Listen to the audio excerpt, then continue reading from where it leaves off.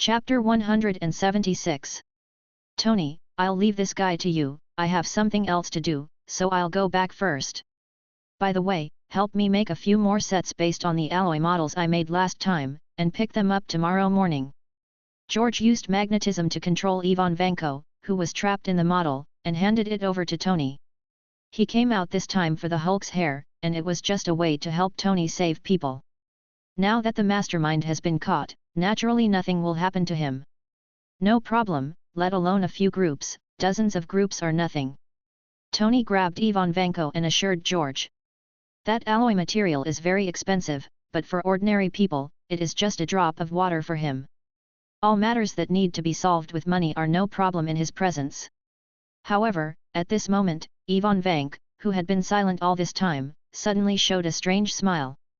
You think you won? Let's die together. Suddenly, Ivan Vank's whole body exploded, and the powerful explosion instantly swept through George, Tony, and Rhodes. Among them, Tony, because he was holding Ivan Vank, was the closest and suffered the most damage. It turned out that Ivan Vank had already sensed something was wrong after discovering that his robot soldiers were easily dispatched. Anyway, he was determined to die, so he swallowed a powerful mystery bomb into his belly before setting off. When Tony caught him, he resolutely activated the high explosive bomb in his belly. Armor protection. George waved an iron armor spell in front of him, but was pushed 10 meters away by the powerful force of the explosion. Tony and Rhodes were blown directly out of the air and smashed into the square below. This guy is so cruel.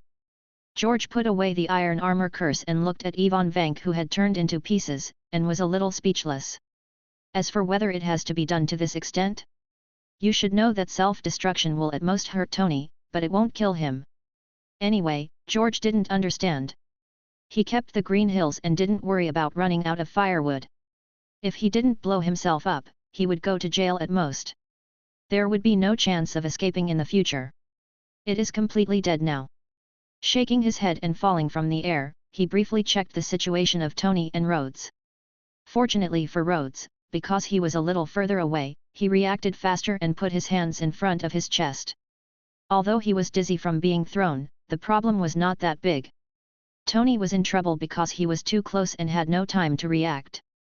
The entire chest of the steel suit was blown away, leaving a large wound that was bleeding. George, I might need you to call an ambulance for me. Tony lay on the ground, panting, and joked to George. I didn't expect this guy to actually have a bomb hidden in his body. Isn't he afraid that he won't be able to pull it out if he wins? There's no need for an ambulance.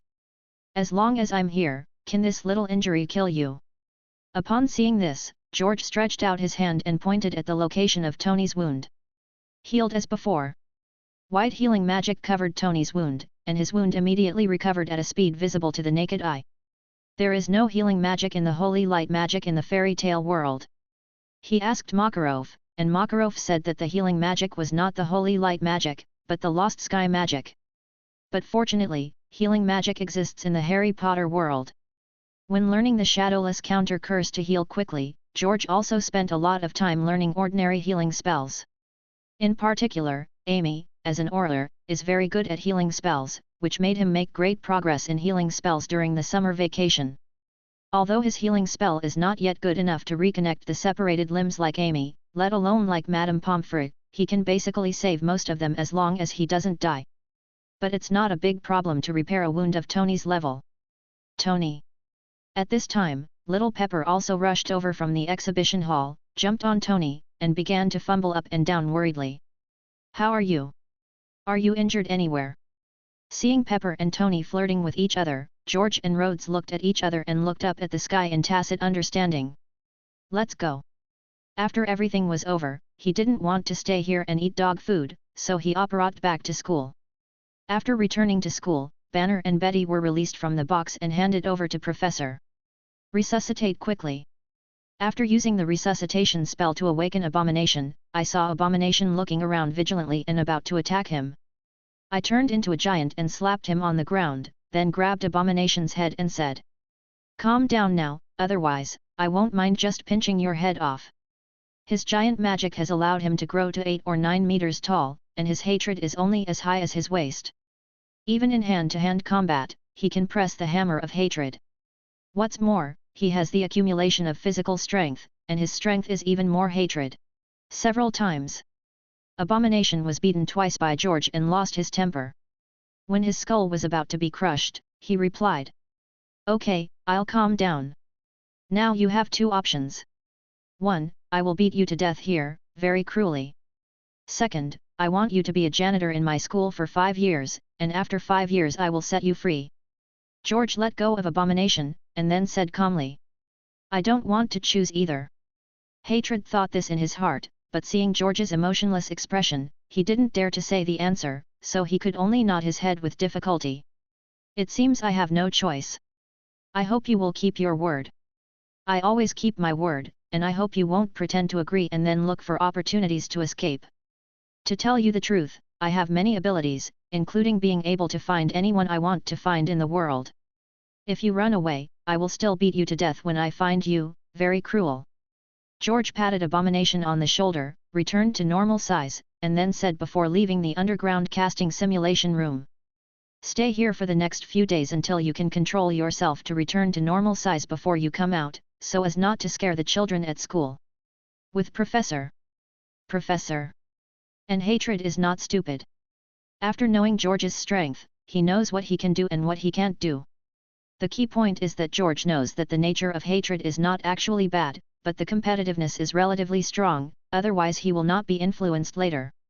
He believes that Professor X will be very good at dealing with such people.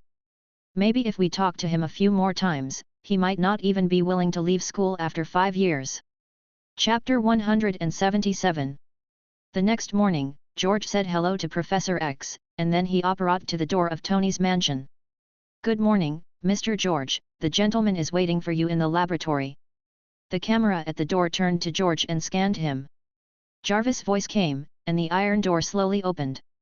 George nodded and walked into Tony's mansion again. Since Obadiah led mercenaries into the mansion last time and killed a large number of bodyguards in the mansion, Tony has not hired any bodyguards. His only driver and bodyguard, Happy, also stayed in Stark Tower as the security director, responsible for protecting Pepper's safety. In Tony's view, if the enemy can't even deal with him, those bodyguards are just sending a few lives. Walking through the hall to the laboratory in the basement, he saw Tony was seriously making the design drawings of the new battle suit. It must be said that although Tony is a playboy and sometimes doesn't pay attention, he has never been sloppy in his work. Even if he had a passionate night with the most beautiful Hollywood actress, he would get up and go to the laboratory immediately once he had an idea.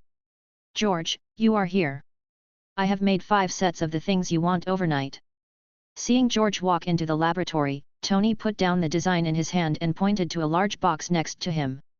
George stepped forward and put the various alloy wands in the box into his own box. After thinking for a moment, he asked Tony. "Tony, since you handed over the group to Pepper, are you usually more idle?" "Yes, I am much more idle. I think this is good. It gives me more time to research and develop new energy and upgrade my battle suit." Tony asked his intelligent robotic arm Benben to pour him a glass of red wine. He finally didn't have to drink that damn chlorophyll juice anymore. Since he confirmed his relationship with Pepper, he no longer flirted with other women, and he didn't have to worry about the company's affairs. He just had to focus on research and occasionally show up to deal with terrorists. To be honest, sometimes it feels a bit boring. "Are you interested in coming to our school occasionally to teach the children and be a part-time teacher? Logan has been talking about wanting to drink with you." During this period, George thought about it carefully. In order to collect gems, Thanos will definitely attack the Earth with his cosmic army. So he seems to be able to make some preparations in advance. It is not a bad thing that Nick Fury wants to form the Avengers to resist the possible crisis. The lips and teeth are cold. If the Earth is destroyed, he and the teachers and students in the school will not get any good. So he does not intend to stop the establishment of the Avengers. However, Nick Fury and the government cannot be allowed to lead the establishment, otherwise, they may be concentrated to deal with him, an unrestrained guy, before they fight Thanos. He can gather these superheroes around him with himself as the center, and then he can use them to deal with Thanos. In fact, when Thanos attacked the Earth with his cosmic army, did the government play any role? What role did Nick Fury play? No. I called Captain Marvel back with the pager, but it was after everything was over. Now it just so happens that their school is recruiting teachers. Captain America and the Hulk have already joined. He and Tony already have a good relationship, so he can also be pulled over. Go to help Thor in 2 days. Most of the first generation of Avengers have boarded his warship. In the future, when there is time, recruit more students and more teachers, and train them well. Maybe when Thanos comes with the cosmic army, he doesn't need to show up himself, and the teachers and students in the school can beat Thanos to tears. In fact, you don't have to be too deliberate, don't waste too much time, sometimes it's just a matter of convenience. Jacket Wolf wants to drink with me, okay, I won't lose to him this time, but it's a bit of a stretch for me to be a teacher to teach a group of children. When Tony received George's invitation, his face immediately showed an excited expression, but he didn't agree immediately because he was too proud. Although he looks so glorious every day, he actually doesn't have many friends to get along with. Rod is one, Happy is half, and Ethan, who shared the same hardships, is also one. Rod was busy with official duties and rarely met. Happy was sent to protect Pepper, and Ethan went back to help the poor people in his hometown see doctors for free. George and Logan, in fact, he already regarded them as friends in his heart. But these two guys didn't tell him the location of the school, nor did they invite him to visit the school, which clearly showed that they were still wary of him, which made him feel a little uncomfortable. Today, since George proposed to let him be a part-time teacher, it means that he trusts him very much, and his discomfort is naturally gone. Don't you have confidence? George directly provoked him with words. Tony couldn't stand such an insult, and immediately shouted. Who am I? I am Tony Stark, who graduated from MIT with the best grades at the age of 17. I have been to many lectures at major prestigious universities, and I can't teach those little brats in your school. Well, are you interested in going to our school now? George shrugged. Tony nodded. Let's go, now. George immediately stepped forward and grabbed Tony, and apparat to the mutant school. I think next time, it would be better for me to fly over in my suit. Tony retched twice and complained. The first time I experienced apparition, it felt like being squeezed out of a rubber tube, but it was not that comfortable. I will send you the location in a moment. Next time you come here by yourself, but remember to take this. George threw a glass ball to Tony. Tony took the ball and looked at it. What's this? The small ball containing my energy. I set up a special barrier outside the school. Only those who carry this small ball can see the school and walk in without being affected by the barrier. George explained and led him around the school. After walking a few steps, he met Banner and Betty. Good morning, Banner and Betty, did you sleep well last night? Principal, good morning. It's the first time I slept so peacefully without worrying about my transformation. Banner replied with a smile. This is Banner and Betty, the new teachers at our school. This is Tony, you met yesterday. George introduced both parties. Nice to meet you, Dr. Banner. I have read several of your papers in the field of positrons. They are very good. Tony went up and patted Banner on the shoulder, rarely speaking in a nice tone to someone he met for the first time. Thanks. Banner smiled awkwardly but politely. Chapter 178. George jumps into the role of prophet. After saying hello to Banner and Betty, he took Tony to meet Wolverine, Professor X, and the students at the school. Wolverine was an old acquaintance, but it was the first time he met Professor X, but Professor. And just as a few people were talking, Issa landed in the X-Fighter, and it was Captain America Steve Rogers who returned. Steve, I thought you wouldn't be back until night. Carter can't stay awake for long, and if I stay there for a long time, it will affect her rest. Steve sighed in frustration. After meeting the old Carter, his mood was also very complicated. The person he loved back then, the person he agreed to dance with, is now married and has children, and his hair is grey. People always have to look forward. Let me introduce a new teacher, part-time teacher Tony Stark. George comforted him and introduced Tony to Steve. Tony looked at the great hero in front of him who was always talking about his father, this great hero who had been mentioned in his ears at least 1,000 times, which annoyed him so much, he couldn't help but say. Hello, Captain, why didn't I see you wearing that aerobics tights? Hi, Tony, maybe you should call me Uncle. After all, your father and I are closer than brothers. Captain America was not in a good mood to begin with. Hearing that Tony, a friend's child, was so unable to speak during a meeting, he was immediately a little unhappy. Shouldn't they have a good relationship? Why do I feel that they seem to be a bit uncooperative? Logan was gossiping with Professor X in a low voice from behind. Professor X smiled and said, "You were the same as when you first met Scott, and he saved you then. Don't worry, they are both very good people, and they will become very good friends as we get along slowly. Steve, you came back just in time. Everyone is here too.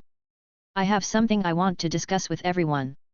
George didn't pay attention to the little conflict between Tony and Steve, but took them to the school's large conference room, and also called Banner and Betty. "I recently awakened a new ability." "What new ability?" Everyone was curious. They all knew that George had many abilities, and they were still increasing, but it would not be easy to bring them together to talk about this. George's expression became slightly more serious. "It's the ability to predict. I can inadvertently see some pictures of the future. He is now going to be a prophet and reveal some of the future in advance. On the one hand, it is to enhance the cohesion of the team. If there are external conflicts, there will not be many internal conflicts. If the Avengers had known from the beginning that Thanos wanted to collect gems and destroy half of all life in the universe, would something like the Sokovia Accords have happened? Of course, he won't throw out Thanos directly now, otherwise everyone's little hearts won't be able to bear it, step by step. On the other hand, he is ready to help Thor deal with Loki and prevent Loki from bringing a large number of Chitauri soldiers to invade the Earth like in the movie. If this kind of thing can be avoided in advance, then of course it is better not to happen. Because this is not the main universe after all, who knows, the ones coming will definitely be Chitauri soldiers. If there are others, they may not be able to defeat them when the time comes. So the best way is to prevent it in advance. But he also considered one thing, that is, because he leaked the existence of Hydra to Nick Fury before, now S.H.I.E.L.D. has been fighting Hydra and does not necessarily have the energy to take care of Thor. Under such a butterfly effect, Thor still doesn't know if he can pick up Thor's hammer. It would be a bit dangerous for him to deal with the Destroyer alone, and he didn't know what Loki's strength was in this universe. If that Loki who only knows how to stab people with a dagger is nothing, I'm afraid it's not Loki, the #1 mage in the 9 realms. So he planned to take Iron Man, Captain America and others on a trip, and he could help them and let them know that there are people outside the world, and there is a world outside the world. Prophecy, is it really possible? Everyone expressed doubts about George's ability. Being able to predict the future sounds incredible. Other abilities can be explained in a scientific way. Even teleportation can be regarded as quantum teleportation technology, but the current technological level is not yet up to it. But predicting the future, how to explain this? But then Professor X spoke. Mutants have many kinds of superpowers, and prophecy has also appeared before, so there is no need to doubt it. The key is, George, what did you see in the prophecy that made you pay such attention? Have there ever been people among mutants with prophetic abilities? Of course not, at least he hasn't seen it, but that doesn't matter. Since George said it was the ability to predict, he naturally had his own reasons, so he just helped to provide a cover. Yes, George, what did you see? Everyone also reacted at this time, and they all looked at George curiously. George looked solemnly and said, I saw alien armies invading the Earth, and then we were fighting desperately to protect the Earth from those aliens. George, are you sure you didn't have a dream, but a prophecy? Tony joked in disbelief. Aliens, there is currently no conclusive evidence in this world to prove the existence of alien civilizations, let alone alien armies invading the Earth. That kind of plot can only appear in science fiction novels. Aliens do exist because we have encountered them. Professor. After everyone listened, they were silent for a long time. As a character from the Second World War, Captain America has just been released from the ice and is still adaptable to modern advanced technology, let alone the existence of aliens. He didn't particularly understand the concepts of the universe and alien planets. As top scientists, Tony, Banner, and Betty have always believed that humans are not alone in the universe, and that there must be other alien civilizations in the universe. But what they didn't expect was that aliens had already visited the Earth. At this time, George also opened his mouth to explain. Aliens do exist. In fact, the government has known about them for a long time, so they have established a special agency called the Sky Sword Bureau, which is always on the spacecraft in outer space. I also found some information from S.H.I.E.L.D. 15 years ago, it seemed that a fleet of alien civilization came to the outside of the Earth, and then left again for unknown reasons. It was also at that time that Nick Fury began to draw up the Avengers plan, hoping to find some people with special abilities to form a team that he would command to resist aliens. Chapter 179. Thor in the Pet Shop. I know about the Superboy project. Cyclops mentioned it when he first met me and wanted me to join. With my status, how could I possibly work for him, so I refused. At this time Tony also spoke. He also heard Nick Fury talk about the Avengers plan, but Nick Fury didn't say it in such detail. George, have you seen any useful clues? Otherwise, we would only know that aliens are going to invade, and it would be difficult for us to prepare. At this time Steve raised the key to the problem. He already believed what George said, so what he was thinking about now was how to deploy operations and deal with the coming aliens. Right now, I only know that the leader seems to be named Rocky, and the clue I saw recently is that he appeared near the town of Old Bridge, New Mexico, so I thought that if you are free, you can come with me to have a look. Maybe we can find some useful clues there. George finally revealed his purpose. I have no problem. Send me back and put on my suit, and I'll go take a look with you. Tony nodded in agreement first. How helpful George was to him, he would naturally not refuse. The most important thing was that even without George, if he knew the information, he would check it out himself in order to protect the Earth. I think it's not too late. If this is the case, we need to set off as soon as possible. Steve immediately nodded in agreement. As a hero who can use his thin body on a grenade to protect others and is willing to be buried in order to save a city, how could he refuse? Seeing that Tony and Steve agreed, he turned to look at Banner and Betty. Would it help if we went? Banner asked somewhat unconfidently. George nodded immediately. Of course it will help. Both you and Dr. Betty are the best scientists. They may be able to find some clues about aliens entering the Earth. Okay, then we will participate too. Before Banner could answer, Betty agreed. As a scientist, let alone saving the Earth, how could I miss the opportunity to witness aliens and alien technology? And with the powerful Principal, Iron Man, and Captain America around, she felt that safety was not a problem. Very well, that's it. Seeing that everyone had agreed, George began to make arrangements for the itinerary. The professor is staying at the school. You all go back and get ready. I will send Tony back to get the suit first, and then we will go to New Mexico on a fighter jet. There must be someone staying at the school, otherwise others will take the opportunity to steal the house. The professor's psychic ability can cover the entire school, and he can also control hatred. He can deal with any situation if there is any situation, and his ability is similar to his own, so it is better to stay in the school.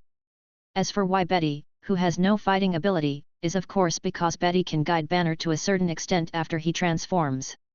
Otherwise, Hulk won't help fight the Destroyer and will catch him first. Everyone dispersed to get ready, and George used phantom movement again to take Tony back to his mansion. While Tony was donning the new iron suit, George also took out the Hulk's hair and created a new set of wands made from the Hulk's hair. I roughly tried the power and the effect was very good. It is even more effective than his wand in the Harry Potter world, and can already be compared to the magic ring in the Wizard's Apprentice world. He had heard in his previous life that the Hulk was powerful not only because of gamma rays, but also because his essential power actually came from a certain dimensional demon or hell demon. Therefore, even if someone else gets his blood and becomes a being similar to the Hulk, they will never be the Hulk's opponent, and there will be no setting that the angrier they become, the more powerful they become. Maybe there is some possibility, so after he used the Hulk's hair as the core of the wand, the effect exceeded his expectations. With Tony in the steel suit back to school again, everyone here is ready. In fact, there is nothing to prepare. Captain America just took his shield and didn't wear the iconic tights. Wolverine's weapon is the adamantium wolf claw inside his body, and he doesn't even need a weapon. As for Banner and Betty, they just took some testing equipment from the school to see if they could be used. So everyone sat in the X-Fighter and quickly flew towards the town of Old Bridge, New Mexico. About an hour later, they arrived above the town of Old Bridge. We need a plan, and then assign tasks. We can't go out so obviously, or we will be exposed. Steve took out the map of Old Bridge town and was about to propose his plan. Before he was halfway through speaking, Tony had already flown out in his steel suit. I'm going to scan around Old Bridge Town first to see if there's anything unusual. Don't worry about him, Steve, just keep talking. George smiled and asked Steve to continue. Every hero has his own personality, his own strengths and weaknesses, and he doesn't intend to make them his little brothers. He doesn't have the domineering spirit or the energy. Just like Tony, you could never ask him to be your little brother. As these heroes get along with each other, they will naturally gradually discover the bright spots in each other, thus easing their relationship. What he wants to do is to help them get together, and then give them a goal for them to solve on their own. He will check for the deficiencies later and take the opportunity to complete his own goal. So if Tony wants to act alone to detect intelligence, let him go. Moreover, the battle uniform he wore was already very conspicuous, but it was exposed once he got underneath it, and he knew it. Steve wanted to follow the plan and proceed steadily step by step, so they cooperated and followed Steve's instructions. Dude, keep going. Logan smoked his cigar and motioned for Steve to continue. He doesn't like to use his brain anyway. If Steve and Tony want to use their brains, let them use their brains. He only needs to be responsible for the fighting, which saves trouble. Steve didn't argue with Tony and continued to deploy according to the map of Old Bridge Town. So when the X-Fighter docked invisibly not far outside Old Bridge Town, George, Steve, and others entered Old Bridge Town from 4 different directions and began to inquire about information about Loki. George is to the east, Steve to the west, Logan to the south, and Banner and Betty to the north. Shortly after walking into Old Bridge Town from the east, George discovered traces of Thor, the god of thunder, at the door of a pet store. I need a horse. Thor, wearing earthling clothes, yelled at the pet shop owner. The pet shop owner looked at Thor with a look that looked like a fool. Sorry, we don't have horses here, only cats, dogs or birds. Then find me the biggest one. Thor ordered. The pet shop owner silently pointed to the golden retriever in the cage next to him. It's just the biggest. Thor was speechless. Sir, maybe I can help you a little bit. George opened the pet shop door and smiled at Soul. Chapter 180. The hammer that cannot be lifted. I need to go 50 miles to retrieve my Mjolnir. If you can help me, I will reward you handsomely. Soul walked out of the pet shop and said majestically to George, who was standing in front of him. George smiled. The reward I want is not low. I can afford any reward. Thor held his head high. As long as he took back Mjolnir, he could regain his divine power and return to Asgard. All mortals care about most is gold. When the time comes, he will give this mortal a large piece of gold as a reward. Okay, then come with me. George waved his hand and led Thor towards the X-Fighter. My name is George, what's your name? Thor Odinson. Soul explained. As a mortal, you may not believe that I am the god of thunder in Asgard, the divine realm. All the mortals he met before, including Jane Foster who helped him, thought he was a madman, but now he has no divine power and can't prove anything. I believe it. Before Soul finished speaking, George interrupted him. So do you know Loki? Loki, he is my brother, and he is now in the divine realm. Thor was a little surprised. This was the first time that a mortal believed in him so easily, and even knew about his brother. Mortal, you have a pair of discerning eyes. He was in a very good mood. George did not explain, but just said. I have a few more friends, can I take them with me along the way? Of course, as long as you send me 50 miles northwest to the place with the hammer, anything else is fine. Thor waved his hand nonchalantly. He felt that the mortals he met in Midgard were pretty good, except for those in the hospital. Steve, Banner, Betty, and Logan, I found the clue and can return to the fighter plane. Tony, go wait for us at a place with a hammer 50 miles northwest of the town. George picked up the communicator on his waist and informed the others. 10 minutes later, the fighter plane took off, and Saul sat on the plane curiously. Is this your mortal spaceship? It looks much better than before, but it's still quite backward. The 4 Steves looked at the blonde and bearded Thor, and looked at George with questioning eyes. George used his psychic ability to transmit the message. His name is Thor, he is Loki's brother, and in the future I see, he is a friend on our side. But he doesn't know us yet. Let's go to where he is going first, and maybe we can learn more. The four looked at each other and then nodded. Although they felt that this guy named Saul didn't seem to be very bright, but since George said so, they had to wait and see. They hadn't found any useful clues yet. I found the hammer. There are quite a few people here partying around the hammer. I've paid them to leave temporarily. At this time, Tony's voice came from the communicator. Soon, the fighter plane flew to the location of Thor's hammer and slowly landed. George led everyone away from the fighter plane, and saw Tony over there wearing a steel suit and pulling out Mjolnir with all his strength, but even if he loaded the power of the suit to the maximum, the Mjolnir would not move at all. George, there's something weird about this hammer. When Tony saw George and others appearing, he pulled back his mask, showing a somewhat confused look. I scanned it and found that this hammer contains extremely high energy. No mortal can pick up Mjolnir. Only Father God Odin and his true master, Thor, God of Thunder, are qualified to pick it up. Thor pushed aside Steve and Wolverine who were blocking him, and walked confidently to Thor's hammer. Everyone looked at George, and George shook his head and told everyone not to move. Thor reached out and grabbed the handle of Mjolnir and pulled hard. Thor's hammer didn't move at all. He grabbed Mjolnir with both hands in disbelief and pulled it again. Mjolnir still didn't move. He stepped on the stone with both feet and tried his best to pull, but nothing changed. How could this happen? Why, Father God, why do you do this to me? Thor fell to his knees in despair, looking up to the sky and screaming. When Tony saw this, he asked George. Where did you find the drama actors? He is not a drama actor. He said his name is Thor, the god of thunder from God's domain. His younger brother is Loki, and I did see him in the future. George gave Tony a few simple explanations. Tony obviously does not believe in Saul's identity. God's domain, are you kidding? How can there be a god in this world? At least he definitely doesn't look like a god. Thor, can you tell us your story? Maybe we can help you. George looked at Soul and persuaded in a gentle tone. Soul was in a trance at this time. Seeing that someone was willing to listen to him, he murmured his story. A few days ago, at my coronation. After hearing this, George summarized that Thor was being crowned as the new king in the god's domain. Suddenly, a frost giant sneaked into Asgard's treasure house with the intention of stealing the eternal winter coffin, interrupting Thor's coronation ceremony.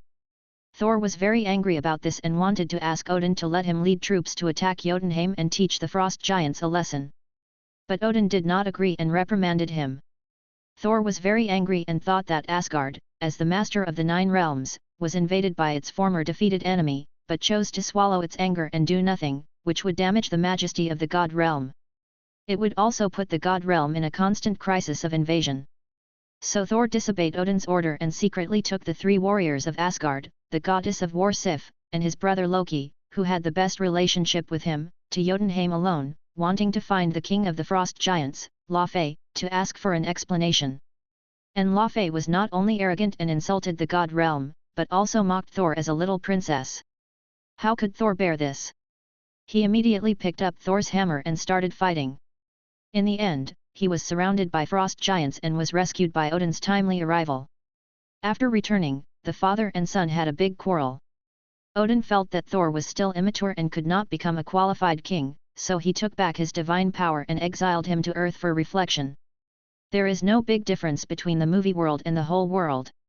The only difference may be that S.H.I.E.L.D. was at war with Hydra and had no time to pay attention to the hammer that fell from the sky, and did not send Coulson to investigate. Do you believe it? I don't believe it anyway. Tony shook his head. He only believed that seeing was believing. What Thor said was like telling a story, which was really hard to believe. He thought that the reason why the hammer on the ground could not be pulled out might be because the energy in it was too strong, which produced some special physical phenomenon. Chapter 181. Thor Steve. Captain America Steve and Tony have opposite opinions.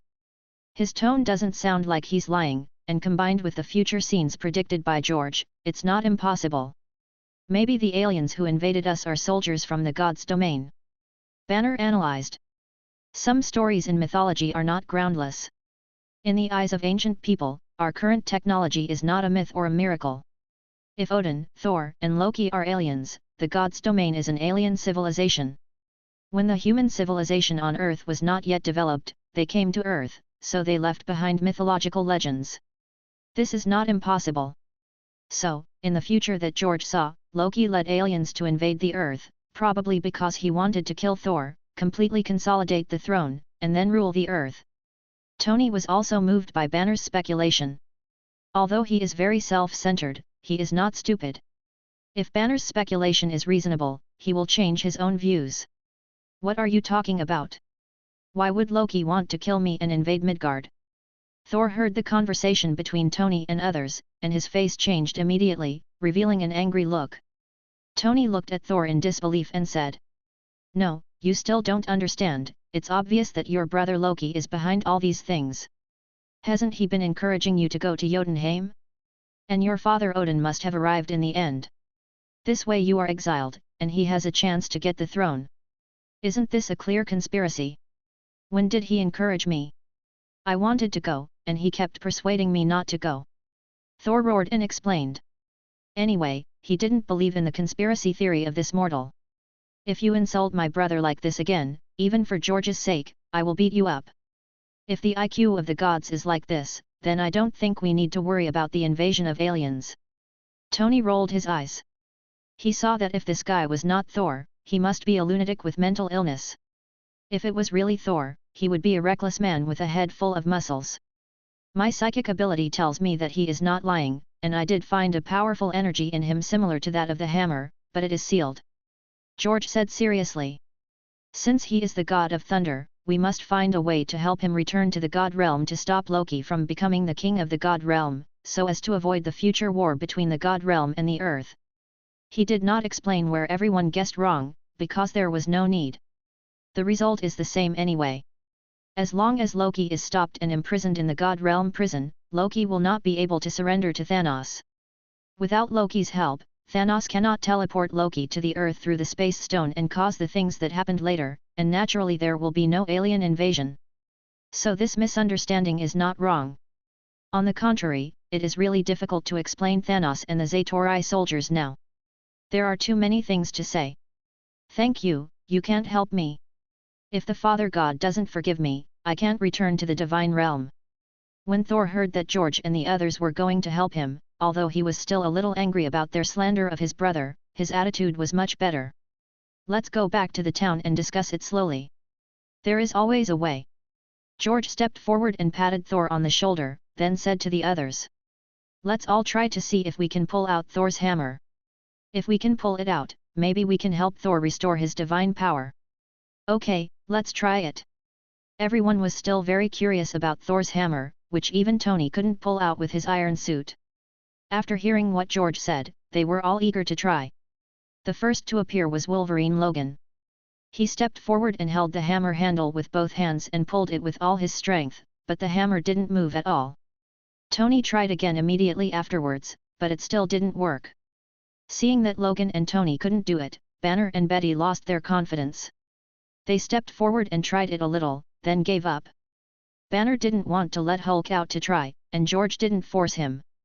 Finally, it was Captain America Steve. Everyone didn't have much hope for the captain. After all, although the captain's strength exceeded that of normal humans, it was impossible to compare with the mechanical power of Tony's battle suit. However, George narrowed his eyes slightly at this time. He knew that the only hope here was Steve.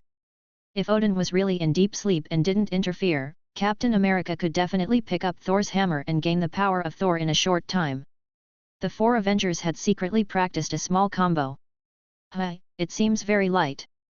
Steve stepped forward and grabbed the handle of Thor's hammer with both hands. He originally wanted to use all his strength, but unexpectedly found that it was very easy to pull it out, and even almost fell out because of excessive force. This power. Steve, holding Thor's hammer, suddenly felt a huge power filling his body. He subconsciously pointed the hammer to the side, and a lightning bolt immediately struck from the sky. How could this happen? Thor saw that Steve, a mortal, not only picked up his Mjolnir, but also obtained the power of Thor, and released a bolt of lightning very easily, and his mentality collapsed instantly. What does Father God mean by not letting him take it, but letting a mortal take it? "Give me back Mjolnir!" With a loud roar, Thor rushed towards Steve, and Steve handed over the hammer without any hesitation. Thor's hammer belongs to Thor, and even though he can pick it up and gain great power, he has no intention of taking it for himself. Unfortunately, when Thor got Mjolnir, it instantly fell to the ground. He still couldn't pick it up, and he was completely autistic. Well done, Captain! George's eyes lit up when he saw this. As long as the captain can pick up Thor's hammer, even if Thor is not enlightened, he can solve the crisis caused by the destroyer. The destroyer is made of Uru metal by Odin and is blessed by Odin's divine power. Even if it is controlled by Loki and its power is greatly weakened, it cannot be broken by ordinary weapons. Especially the high magic resistance is scary. Only a higher level artifact like Mjolnir can destroy it. How is it possible for a mere mortal? Also mentally depressed was Loki, who was currently in the gods' realm. After Loki took care of Odin's sleep, took control of the entire divine realm, and became the acting king of the divine realm, he just sent away the 3 warriors of Asgard and the goddess of war Sif, and used his magic to spy on the exiled Thor. And he also happened to see the scene where Steve picked up Thor's hammer and gained the power of Thor. Chapter 182. Abducting Thor. I'm not angry, I'm not angry. I already have the Spear of Eternity and I'm already the king of Asgard. I don't need to care about a broken hammer. Loki took a few deep breaths and ended his peeping magic. I was going to see Thor's joke, but I didn't expect that I would become a joke. You know, Mjolnir is the exclusive artifact of the heir to the throne in the gods' realm. It has always been held by his eldest brother Thor. He tried to pick it up many times, but never succeeded. Now Thor has finally lost his divine power and can't pick it up, but it was easily picked up by a mortal. Is he, Loki, worse than a mortal? Forget it, the big things are more important. Originally, he wanted to go down and trick his stupid brother again, so that he would be completely desperate and never think about returning to the gods' realm. Now he found that there were several difficult mortals gathered around Thor, and he gave up this idea. He felt that the first thing now was to go to Jotunheim to find the frost giant King Laufey and carry out the next plan. As long as he can kill Laufey who assassinated Odin before his father Odin wakes up from his deep sleep, and then use the Rainbow Bridge to completely blow up Jotunheim. Then he will be the great hero of the entire God's domain, recognized by all the people of the God's domain, and recognized by Odin and the Queen of Gods. On Earth, George saw Thor sitting on the ground with his legs hugged and looked autistic, so he asked Steve to pick up Thor's hammer and planned to take everyone and Thor to the town first, and slowly wait for the arrival of the 3 warriors of Asgard and the goddess of war Sif. At this time, a motorhome suddenly drove over and stopped next to everyone. A group of 3 people walked out of the motorhome. One of the leading beauties saw Thor sitting on the ground and still autistic and asked, "Thor, are you okay?" It turned out that after Jane parted with Thor, she was in the laboratory, and her mind was full of Thor's figure. She was curious about the hammer that Thor mentioned, so she decided to come and see it. Professor Eric, who was like an old father, was worried, and brought Jane's student Daisy with him. "Jane, I'm fine, just a little." Thor stood up and looked like he was going to break. He had been thinking about repaying Jane, who had a crush on him, after regaining his divine power, but now it was all over. Professor Eric. Dr. Banner. Dr. Betty. At this time, Eric, Banner, and Betty also recognized each other. They used to be good friends and had done research together. But after Banner became the Hulk, he was hunted by General Ross and S.H.I.E.L.D., so they couldn't get in touch. "Ah, you are Iron Man Tony Stark, you are Angel, I know you." At this time, Daisy, a college student who followed her mentor Jane Foster for credits, pointed at Tony and George and screamed. Just last night she saw a video on Facebook about Iron Man and Angel fighting robot soldiers in Queens, and today she saw the real person. The impact on a college student can be imagined. "Angel, what Angel?" George was stunned for a moment, and then realized that it must be the nickname given to him by the public. "Hey, why do you look so much like Captain America, and your shield? Are you Captain America? Didn't Captain America sacrifice himself?" At this time, Daisy saw Steve behind George and screamed again. "What about me?" Wolverine came over, and Daisy blinked. "I don't know him." The world where only Wolverine was injured was achieved. Daisy must have read the X-Men comics and knew Wolverine, but that was only limited to comics, not real people. If Wolverine showed his adamantium claws at this time, Daisy would definitely recognize him. "Since we all know each other, let's go back to town and talk slowly." George waved his hand, and everyone began to return to Old Bridge Town. In the evening, in the temporary house rented by Jane, everyone was helping Thor analyze why he couldn't hold Thor's hammer. After eliminating several possibilities, they came to the same conclusion. George said to Thor on behalf of everyone. We have analyzed from all aspects that your father Odin exiled you to Earth not to punish you, but to test you. Because he feels that as the Lord of the Gods' domain, he must have a kind heart and cannot start a war casually and solve problems by war. So as long as you understand this, you may be able to get Thor's hammer. Then why can this guy pick up Mjolnir? Thor pointed at Steve, and George explained. Because he has noble and pure qualities, and his heart is full of justice and kindness. Then why can't they? Thor pointed at Tony and others again, and Tony and others turned their heads. George smiled and said. Everyone has their own shortcomings, they are just not so pure, including me. In fact, I don't agree with this conclusion. I have always believed that I am a person with noble and pure character. Tony shrugged his shoulders to express his dissatisfaction. Daisy complained. A noble person wouldn't say that about himself. Sorry, I didn't mean anything else. After she finished speaking, she realized that she was complaining about Iron Man, and she quickly covered her mouth. Everyone laughed at this. Thor looked at Mjolnir, who was placed on the table by Steve, and couldn't help but feel a little worried. In fact, these 2 days, I do feel that my previous ideas are too radical. Not everything should be solved by war, but I still don't quite understand what the father said. It's okay. Steve is a teacher in our school. You can come to our school for a while and ask him more questions. There is also a professor named Charles in our school. He may be able to help you understand what your father said. George took the opportunity to abduct Thor. If Thor can't awaken as quickly as in the original book, then it's not bad to abduct him to his school for a while after this incident.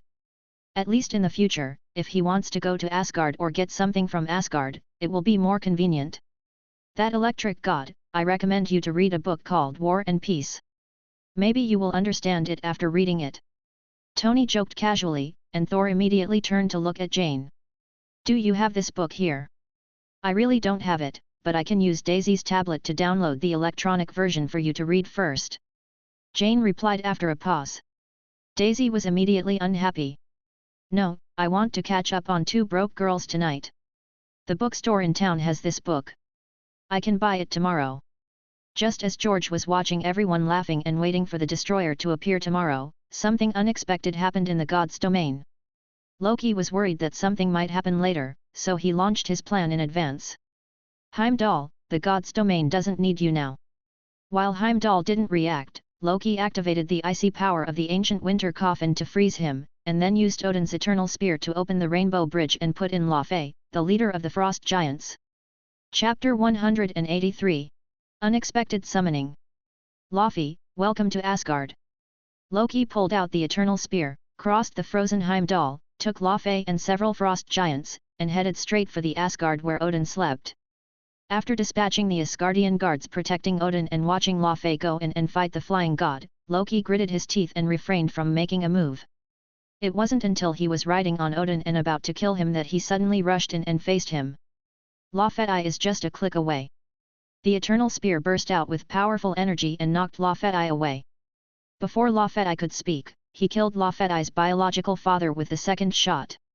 Laufey, you actually dare to sneak attack Father God, I, the son of Odin, Loki, will never allow it. Loki, you saved your father. Queen Frigga stood up and hugged Loki. Loki let go of the queen and said angrily. How dare they do such a thing, I swear, mother, I will make them pay the price. I think it's better to find your brother Thor first. You two brothers can discuss together and start a war with Jotunheim. This is not a small matter. The Queen of Gods said hesitantly. Thor was exiled by Father God, how could I disobey Father God's orders? Don't worry, mother, leave everything to me.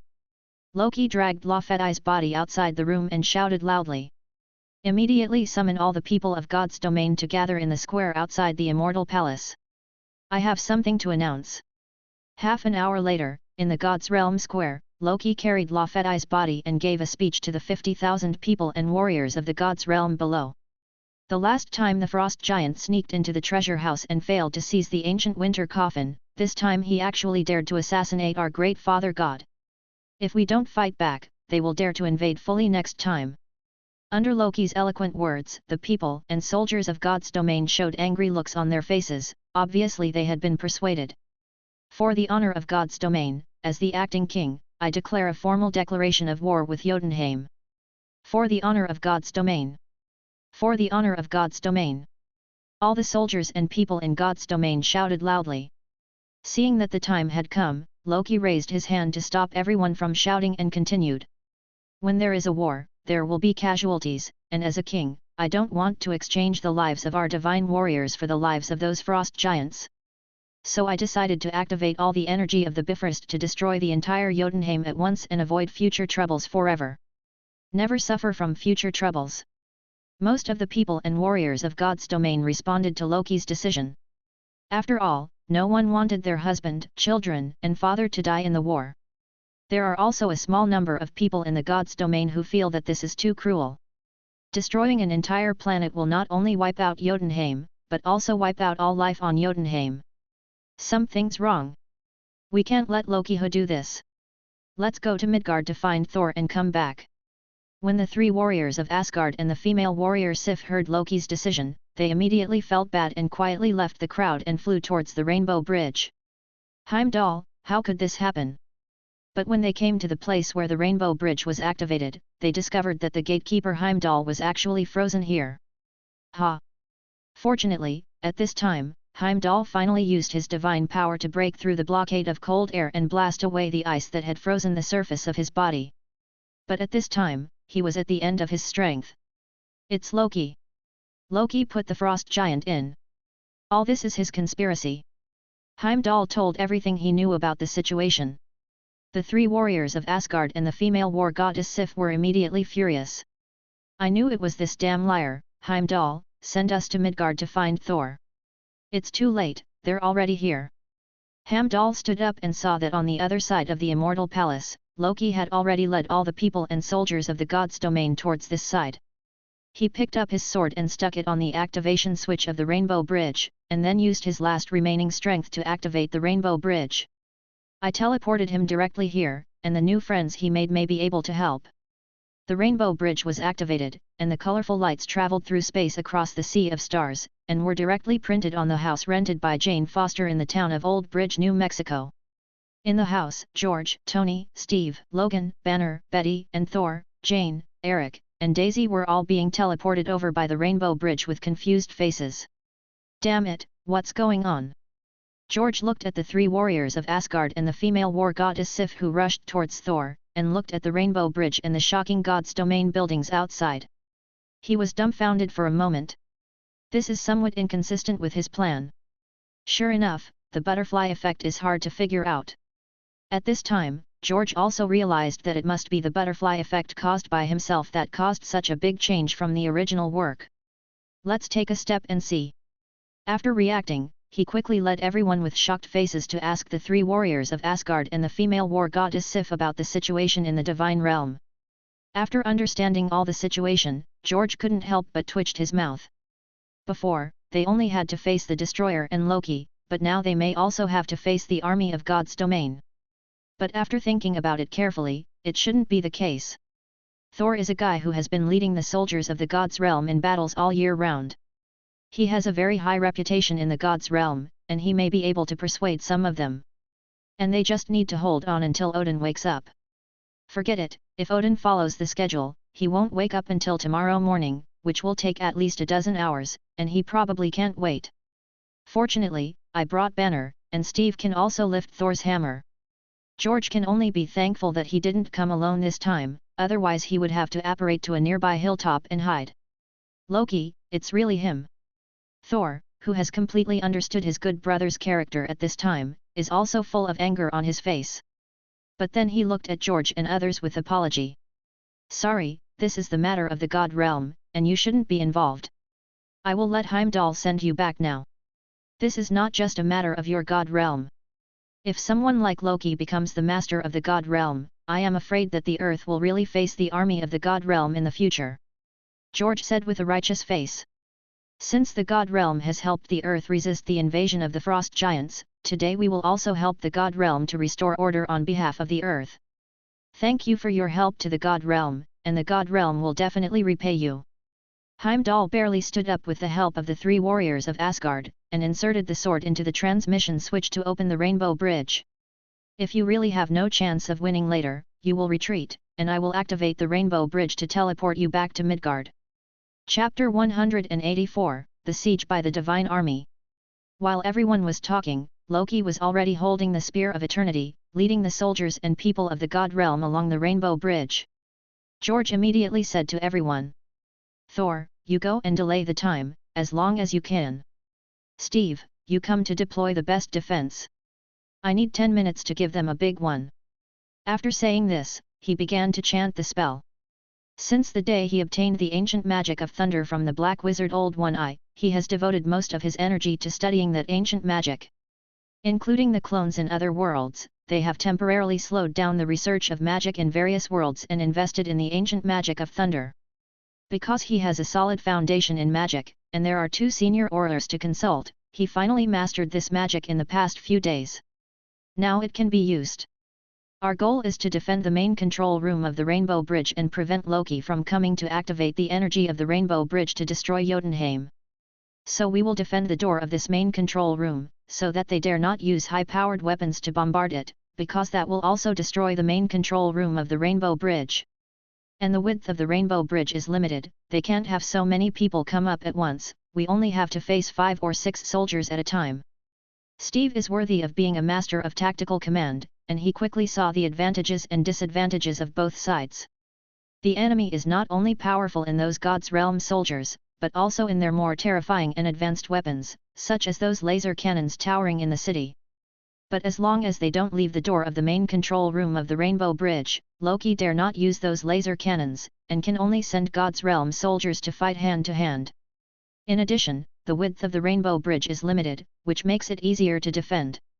At that time, I, Logan, the 3 warriors and Sif will be in the front, Tony, you guys will fill the gaps in the back, and Banner, don't rush to release Hulk.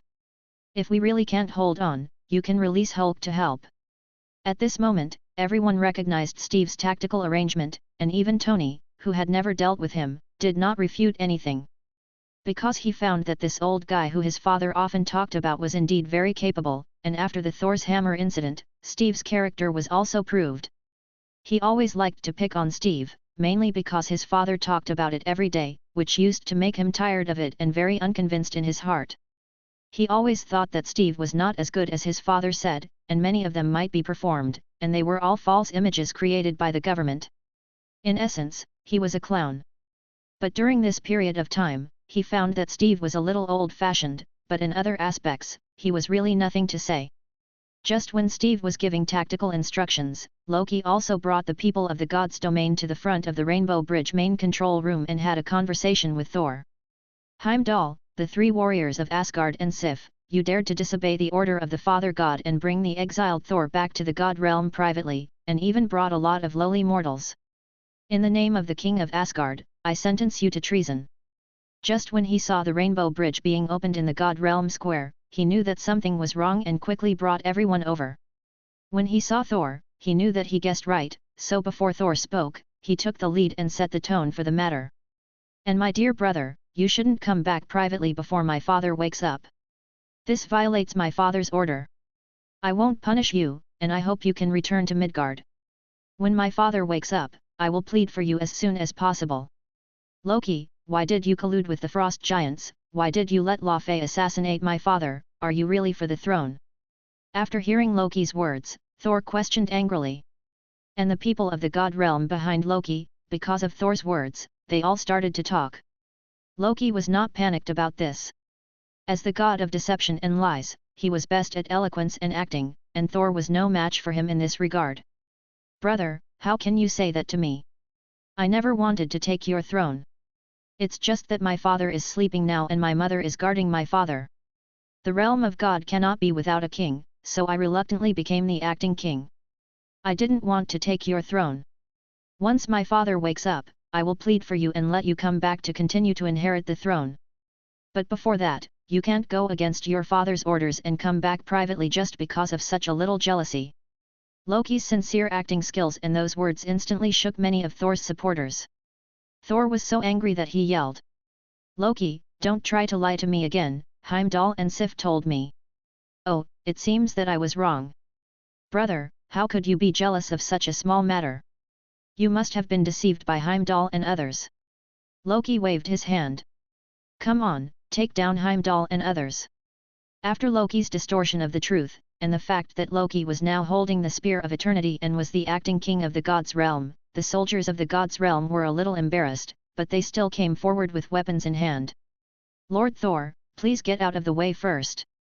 All of you retreat." Thor shouted loudly, and the majesty of leading troops to fight for thousands of years immediately made the soldiers of the God Realm who came forward step back a few steps. "What are you doing? Do you also want to disobey orders and commit treason?" Loki also shouted loudly, and shot the Spear of Eternity directly at Thor. Even if Thor cannot be killed blatantly now, it is still possible to seriously injure him and knock him unconscious. As long as Thor faints, the soldiers of the God Realm will naturally have no scruples. "Be careful." Seeing this, Steve quickly blocked Thor with a shield and bounced the energy shot by the Spear of Eternity away. "I order all soldiers as the king of Asgard to take them down for me." With Loki's roar, the soldiers of the God Realm did not dare to hesitate any longer, and all of them took their weapons and charged towards the main control room of the Rainbow Bridge. Thor, who had lost his divine power, was escorted back to the main control room by Steve and others, and then the war began.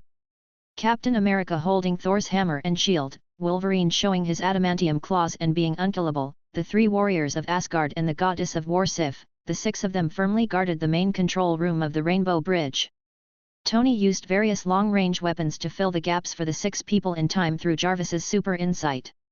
For a while, no soldier from the God Realm could break through the defense line and enter the main control room of the Rainbow Bridge. Chapter 185, Thunderstorm Magic shows its power. Quickly, mobilize all the craftsmen to build a temporary floating platform. Loki, who retreated to the rear to observe the battle, quickly discovered something was wrong. The Rainbow Bridge is only so wide, and only 6 Divine Realm soldiers can attack at one time, while the other side also has 6 people defending it, which is equivalent to 6 versus 6 every time. After the 6 soldiers in the Key God Realm were defeated, the opponent would not push these soldiers to the starry sky abyss under the Rainbow Bridge, but instead just lay them down on the ground in front. It was even more impossible for the divine soldiers behind to push their comrades off the Rainbow Bridge. In order to continue the attack, they had to move the downed divine soldiers to the rear for treatment. This delay gave the 6 people guarding the bridge a chance to breathe. Every time you defeat 6 people, you can rest for a while before continuing. Of course, you won't feel tired and it will be very relaxing. If this continues for a long time, the soldiers of the God's domain who originally had low fighting enthusiasm may really be slowly worn away by this. You know, although the Divine Realm has a population of 50,000, the actual number of Divine Realm soldiers is less than 10,000. Of course he couldn't let this situation continue, so he asked craftsmen to build a floating platform so that the soldiers of the God's domain could swarm up. At least dozens of them would attack from different directions at the same time to see how the other side would respond. Soon, Asgardian craftsmen appeared around the Rainbow Bridge holding strange golden instruments. As they started the instrument, a series of golden light paved the floating energy platform and connected it with the Rainbow Bridge, forming a super huge platform with the Rainbow Bridge main control room as the center. On this huge platform, there is no need to worry about falling due to fighting, nor does everyone need to crowd on a Rainbow Bridge. Not good. Seeing the God's domain soldiers pouring in from all directions, Steve and others felt bad. Sure enough, due to the emergence of the giant floating platform, the attack intensity of the God's domain soldiers instantly increased by more than 10 times. The pressure on everyone increased greatly, and the defense line began to gradually show signs of collapse. At this time, Steve no longer showed mercy to the soldiers of God's domain, and began to use Mjolnir to summon thunder from time to time to assist attacks. But after all, he is not Thor, and he does not have the blood of the Odinson family in his body. The power of thunder comes entirely from Thor's hammer. He can make up for it with skills in close combat, but this kind of special power is much weaker. Banner, it's your turn to take action. Seeing that the three warriors of Asgard and the war goddess Sif were beginning to be injured, and that several weapons had been inserted into Logan's body before it was too late to remove them, Steve knew that he could not wait any longer and began to call Banner. Banner, who was willing to jump out of a plane regardless of life and death to save others, naturally did not lack courage. He ran out from behind and rushed towards the soldiers of the god's realm, screaming. Just when a divine soldier subconsciously stabbed Banner with a weapon, the Hulk came out. Hulk! The Hulk roared loudly and swung his hands, sending a large number of God's domain soldiers flying away. Hulk, help them! Seeing the Hulk appear, Betty immediately shouted loudly. The Hulk turned to look at Betty, then nodded and joined the melee. With the Hulk as a big killer, the situation immediately calmed down again. When Loki saw this, he was so angry that his teeth almost broke. These damn mortals, if this is the case, then let them all die. Raising the eternal spear, he began to summon the destroyer, the guard of Odin's treasure house, and soon a giant magic armor made of uru metal fell in front of him. Go deal with them! The destroyer jumped in front of the Hulk, and opened his cheeks to reveal a super high temperature beam, which knocked the Hulk away. Nze also angered the Hulk. He roared and stood up, rushed in front of the destroyer and started fighting hand to hand. The Hulk's defensive capabilities are astonishing, and his resilience is also amazing. The destroyer is almost impossible to destroy. The two of them were fighting fiercely, and no one could do anything to the other for a while. But without the Hulk's defense, the battle once again turned to the soldiers of the god's domain. Because Steve really can't handle it alone. Now, let me see what else you can do. Loki stood behind the god's realm soldiers and laughed. If this continues, his plan will be completed soon. However, at this moment, dense black clouds suddenly began to gather above the Rainbow Bridge control room, and countless lightnings appeared in the clouds. What's going on? Loki looked over to Steve and realized that it wasn't Steve's fault with Mjolnir. Finally finished reading. At this time, George also opened his eyes, turned the index finger of his right hand, and walked out of the main control room of the Rainbow Bridge. It's time to show off your real skills. I saw him pointing his right hand to the sky and shouting.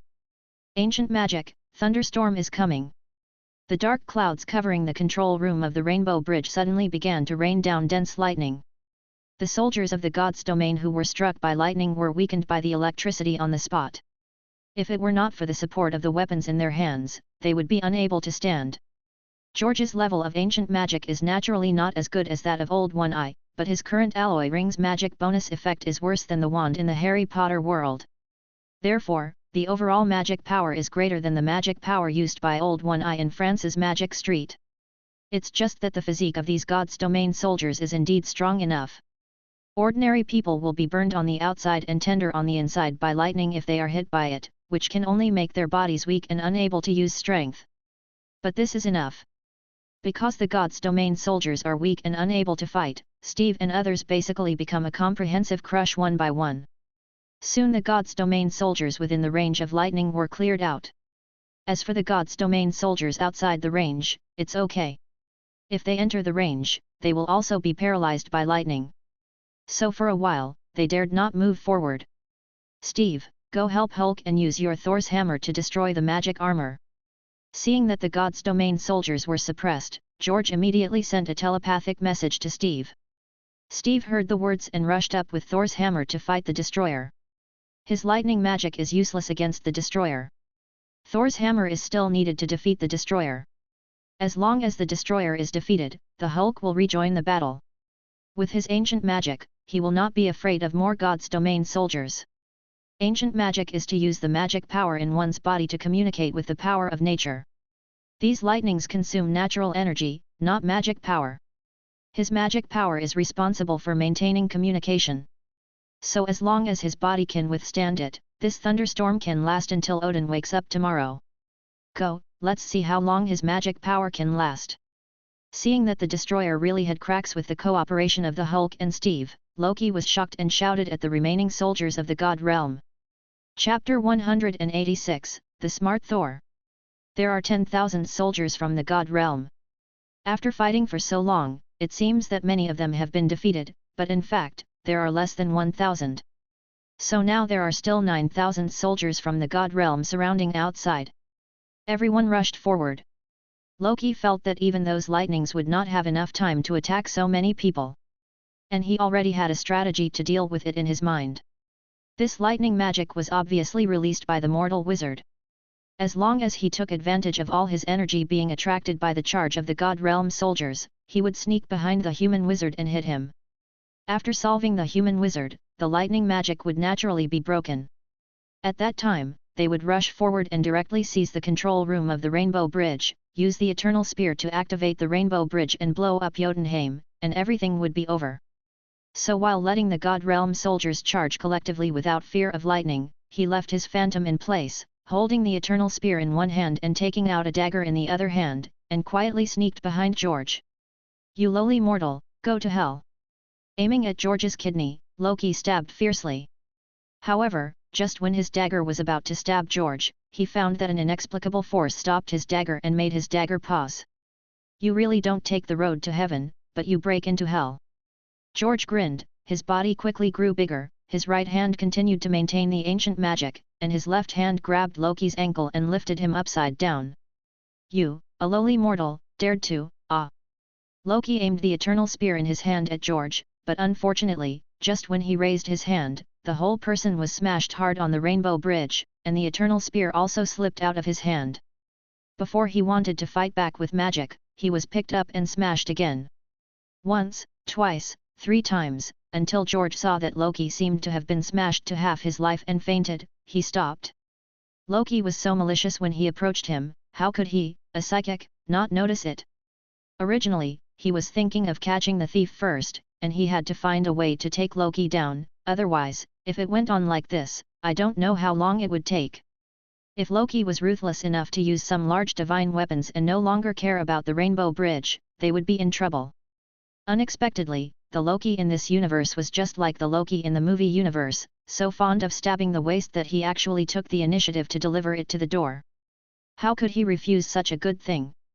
So when he was waiting for Loki to attack, he used magnetism to fix the dagger, and then took advantage of Loki's lack of time to react and turned into a giant to deal with him in one fell swoop. Many people have a misconception that when a person always stands in the back row and constantly releases various long-range magic to attack, then this person's melee must be not very good. Most people subconsciously think that assassins restrain mages. In fact, this is true in most worlds. There are still few melee mages like Fairy Tail. Okay, stop it all. After dealing with Loki, George stopped the thunderstorm magic, lifted Loki's body up and shouted loudly. When the soldiers of the God Realm saw that the acting King Loki was captured, they all stopped attacking. They didn't want to attack Thor, who had led them to victory for 1,000 years, and now was the perfect time. "Handel, go to the Asgard to find my mother." At this time, Thor also came out of the main control room and ordered an officer among the soldiers of the God Realm according to George's instructions. Odin was asleep, Loki was captured, and Thor was still in exile. So the highest-ranking person in the God Realm now was the Queen of Gods Frigga, and the Queen of Gods Frigga absolutely trusted Thor. So after George dealt with Loki, he immediately telepathically asked Thor to find someone to notify the Queen of Gods to come and preside over the situation. Yes. The officer saluted and ran towards the Golden Asgard. Not long after, the Queen of Gods Frigga rushed over in the unique ship-shaped aircraft of the God Realm. "Everyone, retreat. Wait until Odin wakes up before making a decision." The Queen of Gods got off the aircraft, immediately waved away all the soldiers and the people behind her, and then came forward to hug Thor. "Thor, what's going on?" Because she was worried about Odin, she had been guarding Odin's side all the time, and she didn't know what happened outside the Asgard. "Mother, Loki." Thor immediately told Frigga everything he knew. Frigga looked at the unconscious Loki and couldn't help sighing. "In fact, I have always felt that something is wrong. Loki is too stubborn. As the Queen of Gods and Loki's magic teacher, she may not be good at fighting, but she is not completely incompetent." She was aware of Loki's conspiracy, but she didn't expect Loki to do it to this extent. "Thor, I hope you don't hate him. He is like this because of his background. He is not your father Odin's child, but the child of the frost giant King Laufey." "What?" Thor was immediately frightened by the shocking news thrown out by his mother. "Mother, you and Laufey. What are you thinking, brat?" Frigga raised her hand and hit Thor on the head.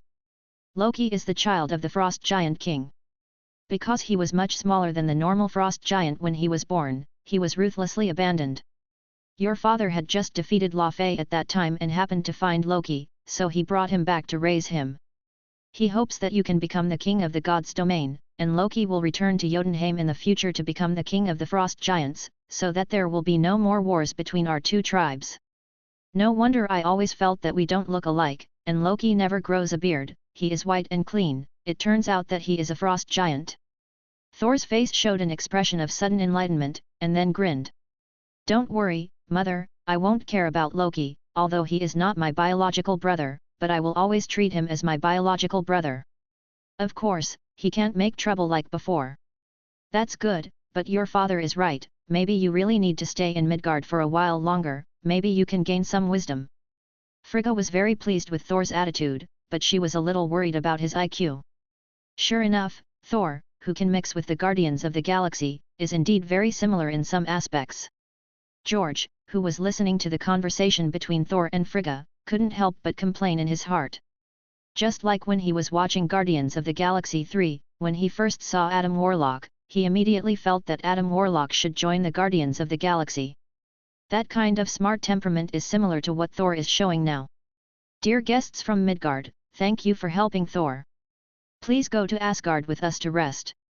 After learning about the situation from Thor, Frigga invited George and others who helped her son. Chapter 187, The Heart Nerve of the Frost Giant King. It does look like something, but it's all in gold, which is a bit too tacky.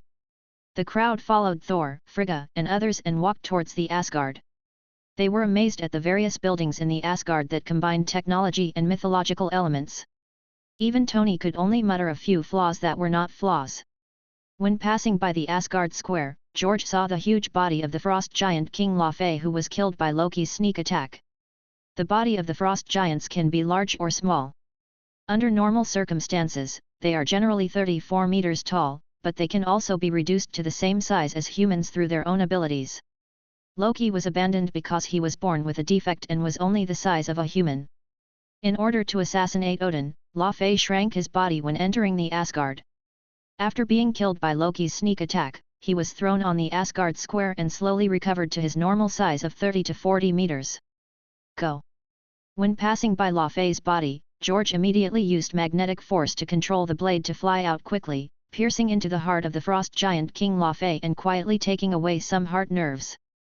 Although the Frost Giant King Laufey was killed by Loki's sneak attack, it was mainly because he lost the ancient winter coffin that was the source of his power.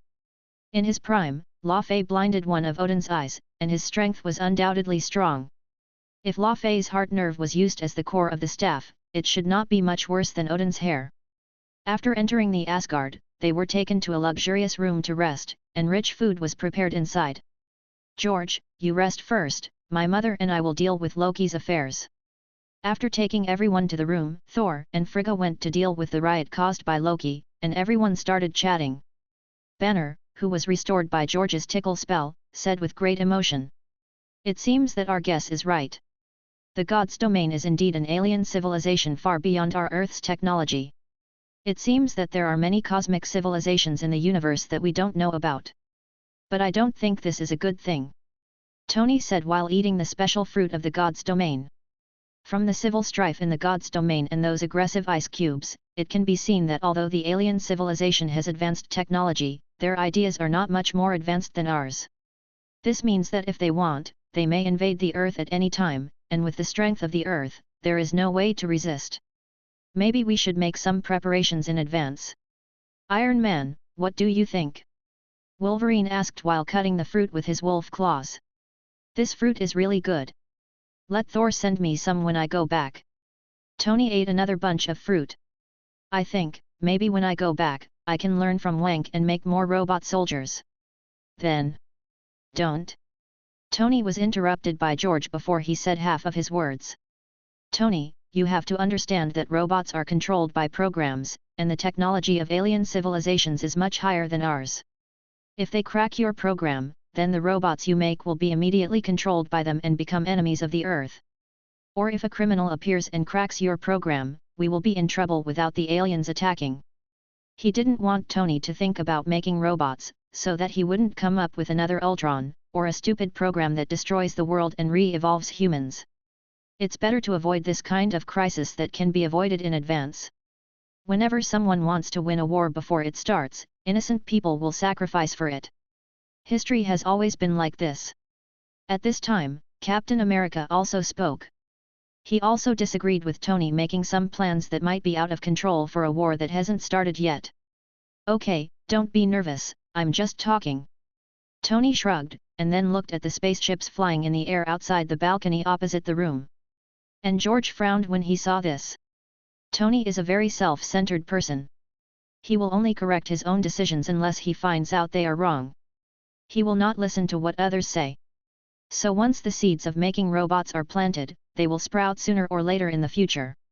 It's not a big problem. After thinking about it, George felt that it should not be as serious as he imagined. Ultron appeared mainly because Tony studied the Mind Scepter. Without the Mind Scepter, Tony could not develop artificial intelligence neural networks.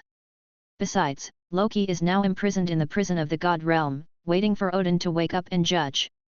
The incident of the Chitauri invading the Earth will be gone, and Tony will not be traumatized by it, and thus have such a strong sense of crisis. Think about it again, if Tony really made those robots, it would be a long time later.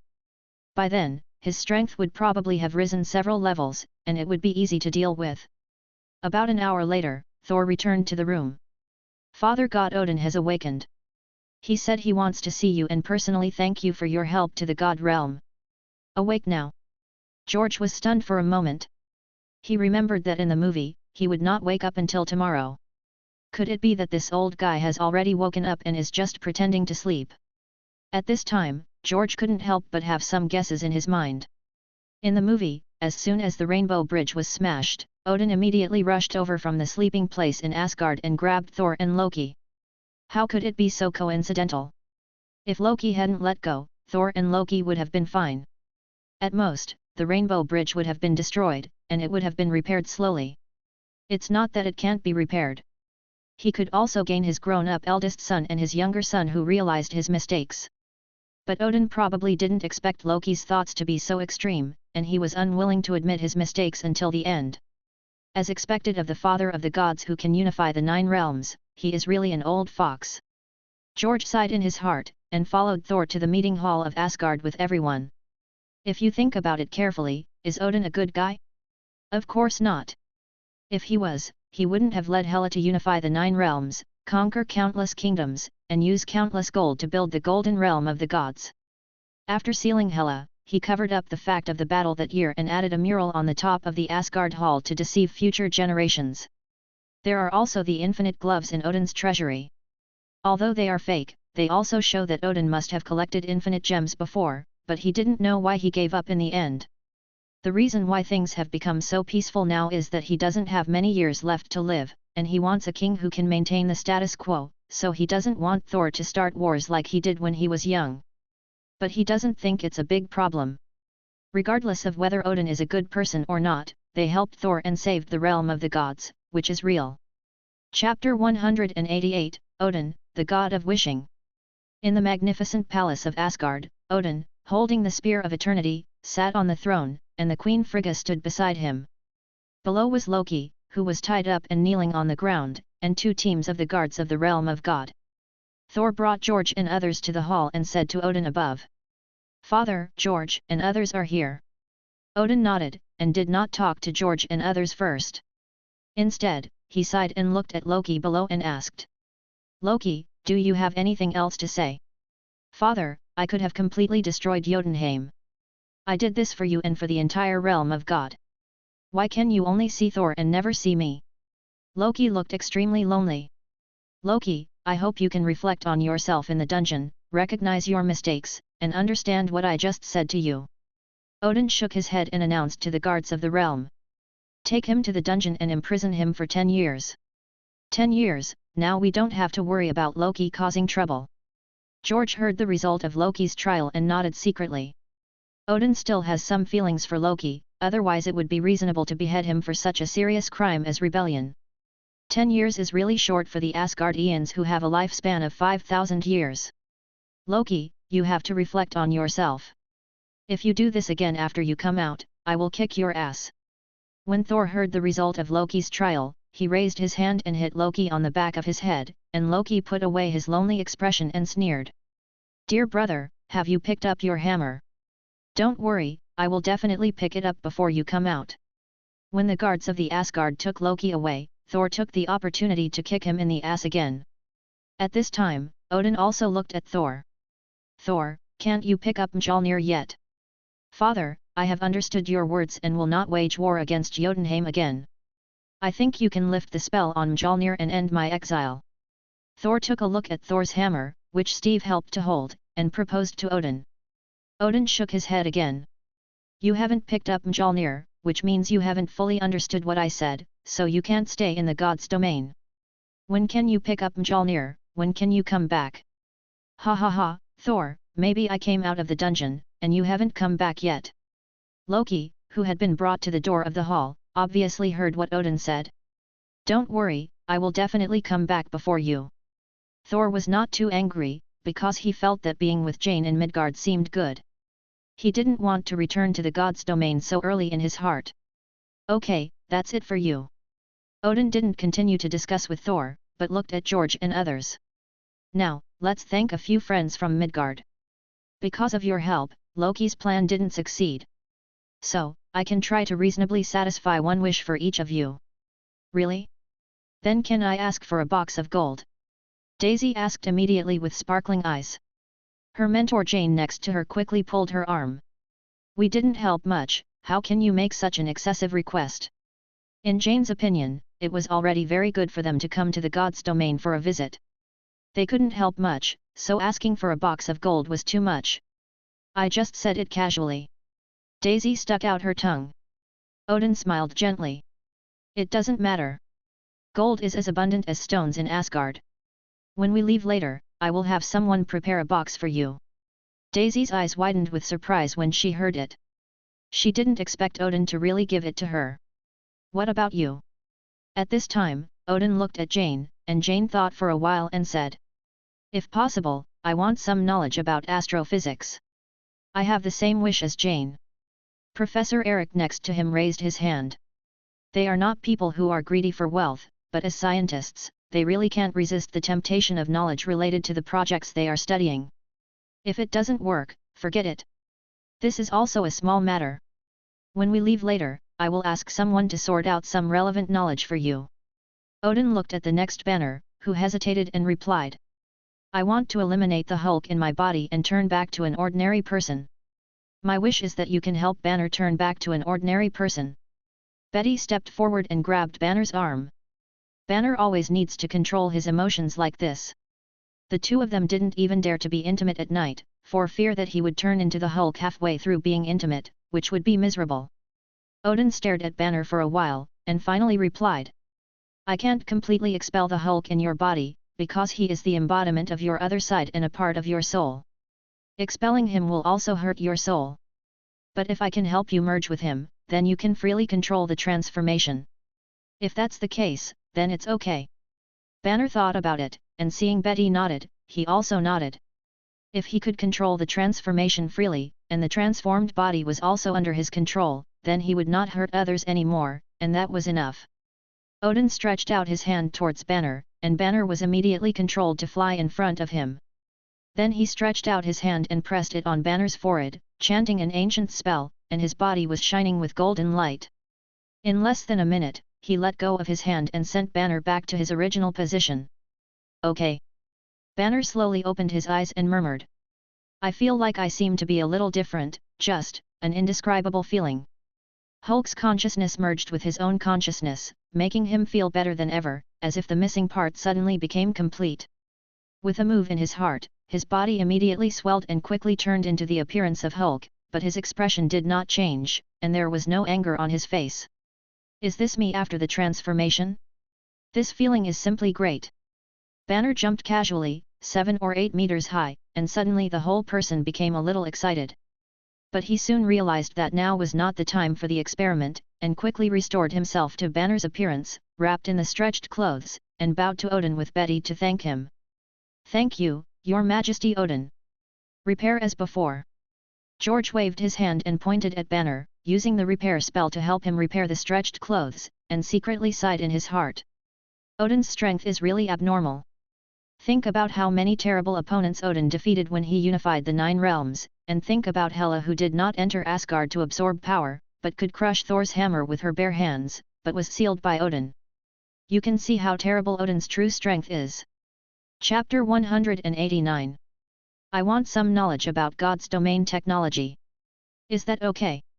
When Odin looked at Tony, Tony also said what he wanted. Along the way, he had indeed seen a lot of divine technology that was beyond the scope of his knowledge.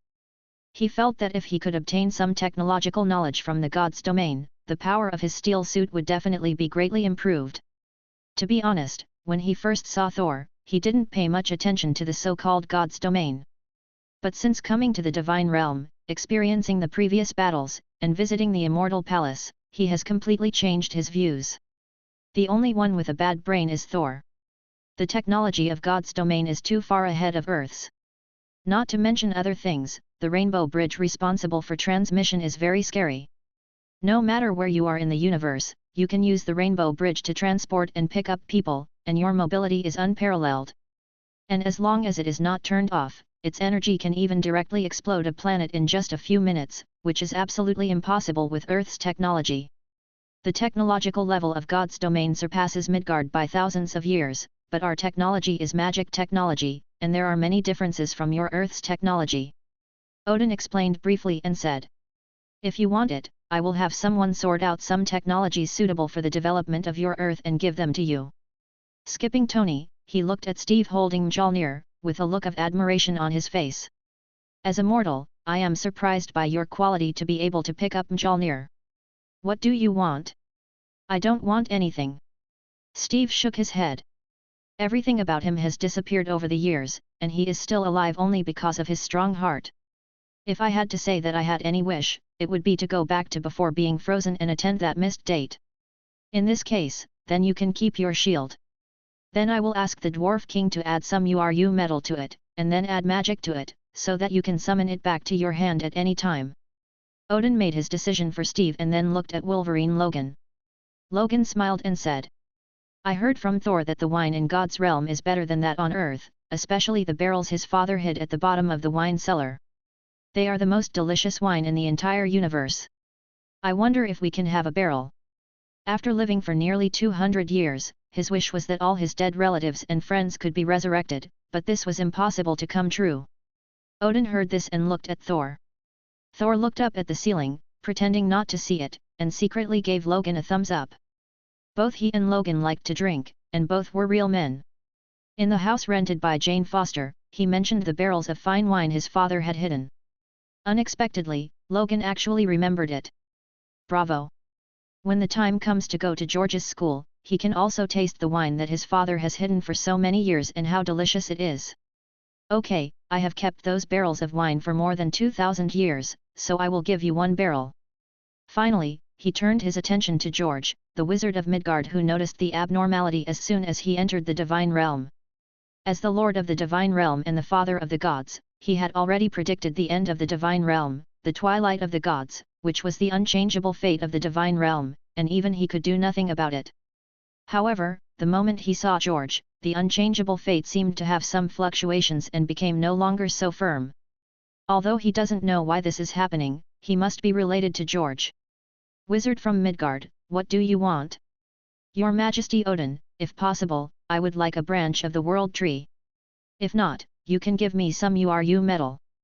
George looked at Odin sitting on the throne and stated his goal straightforwardly. Odin rarely hesitated for a while, then nodded. "Okay, I will personally take down a branch of the world tree for you." Hearing that Odin actually agreed, George's face suddenly showed a surprised look. You know, he has no hope for the branches of the world tree. The entire God's domain, including the hammer handle of Thor's hammer and the barrel of the eternal spear, is made of materials from the world tree. It can be seen that the branches of the world tree are also the top rare materials in the God's domain. So he threw a world tree branch just to make Odin refuse, and then he asked for more URU metal, and Odin probably wouldn't be able to refuse. URU metal is also rare in the God's domain, but there is still a lot of it. Asking for more won't hurt Odin's body. But he never expected that Odin actually promised to give him branches of the World Tree. The World Tree is an existence that connects the 9 realms and is the source of magic in the Divine Realm. If a magician in the Divine Realm wants to cast magic, he must borrow the power of the World Tree, just like Kamataja's secret magician must borrow the power of Waitian Emperor to cast a spell. Same. In the world of Marvel, all magic is a loan, and you need to pay a price for its use. After all, there are still a few people like Guyi who borrowed money and refused to repay it, but also beat up the dimensional demon god who demanded the debt. If the branches of the World Tree could be used as the staff and the heart nerves of the Frost Giant King could be used as the core, then he believed that the wand he could make would not be worse than the wand in the fairy tale world. With the magic power increased by more than 20 times, he can even cast ancient thunderstorm magic to cover an entire city. Hearing Odin's affirmative reply, George was not the only one who was surprised. The Queen of Gods Frigga was also the same. In addition to being surprised, there was also a trace of worry. Because Frigga knew that with Odin's current physical condition, if he went to get the branches of the World Tree, it would not be without cost, and it might aggravate the early end of Odin's life. She was about to persuade him, but was interrupted by Odin shaking his head. Considering that Odin must have a reason for doing this, she did not speak again. After everything was handled, George and others were sent back to the previous room to wait. Daisy and the others' things were delivered to the room quickly, but the World Tree branches that George wanted were delivered after waiting for 2 hours.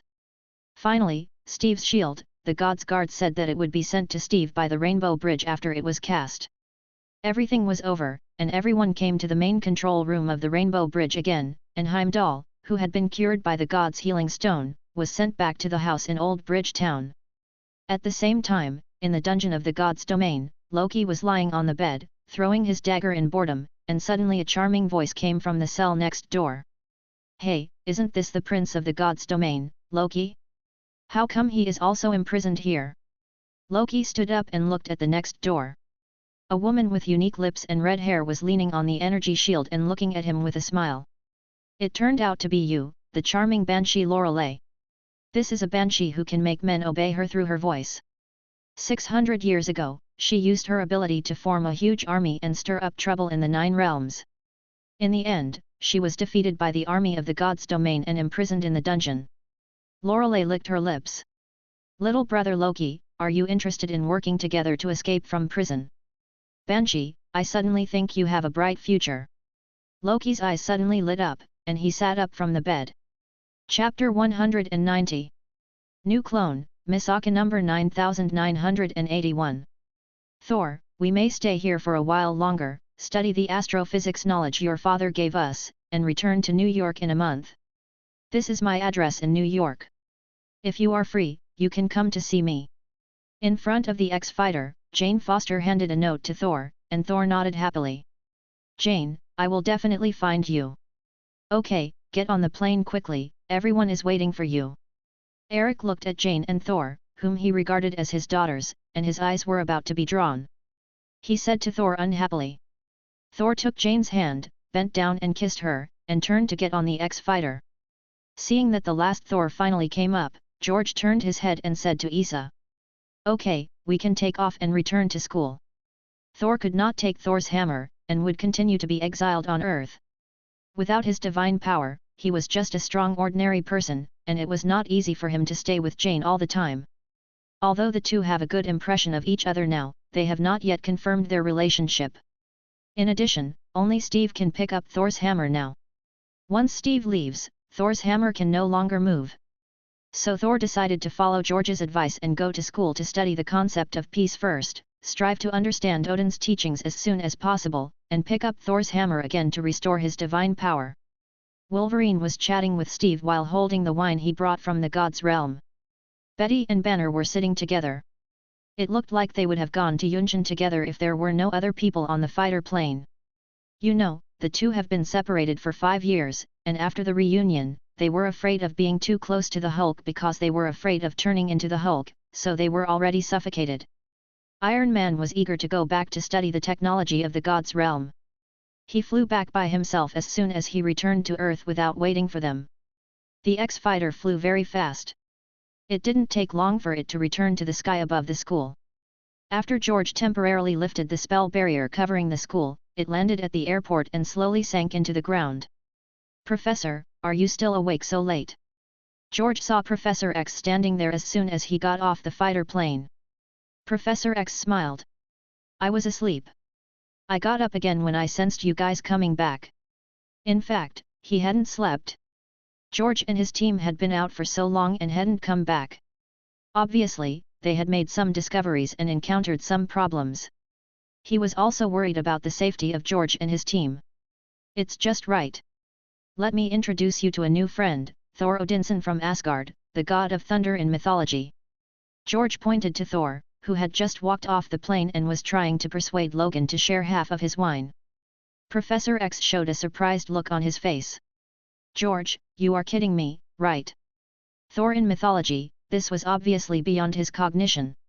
He had seen aliens, but he had never seen gods. "Let's talk while we walk." George told Professor X all about the operation. "So next, he will be in charge of you." "No problem. I didn't expect that the gods in mythology were also aliens." Professor X agreed with some sighs. After handing Thor over to Professor X, George returned to the actual combat simulation room and began to carefully make a new magic wand. After a sleepless night, he finally combined the branches of the World Tree and the heart of the Frost Giant King to make a brand new magic wand. After waving the new magic wand twice, he couldn't help but sigh in his heart. It's still more comfortable to hold this kind of magic wand. The alloy magic ring is indeed more convenient to carry in your hand, but it just doesn't have the atmosphere of waving a magic wand, and it always seems to be missing something. This is when you walk on the side of the road and suddenly see a piece of wood that looks very much like a magic wand. You will subconsciously pick it up and wave it twice. Even if it is not a real magic wand, you will feel it is quite interesting. But if you pick up an iron ring on the side of the road, it is just an iron ring, and you don't even have the desire to reach out to pick it up, let alone pretend to cast magic with the iron ring. Now he has a dressing room. In fact, the magic wand is usually placed in the dressing room, and it is also very convenient to take it out instantly when you need it. I tried the effect. He waved his hand. Fluorescent flickering. A light brighter than the advanced lighting technique, as bright as day, lit up from the top of the magic wand. Good boy, this amplification effect is about 25 times. Looking at the light emitted by the wand, he felt that if he used it as bright as day, the light would be so dazzling that it would blind ordinary people for a while. Very good, sleep. Putting the new wand into the dressing space, George returned to his room to take a shower and planned to have a good rest. Overall, he was very satisfied with this operation. However, just as he was about to fall asleep, the familiar pain suddenly came. He knew that he was going to break again. Sure enough, a few seconds later, a new clone and new memories flooded into his mind. Academy City, Psychic, Misaka Mikoto, Mass Production Type Psychic Plan, Absolute Psychic Evolution Experiment, Misaka 9981. This is a new world, a world with superpowers, and psychics are divided into 6 levels, from level 0 to level 5. And the Academy City is the gathering place of almost all psychics in this world, also known as the School City.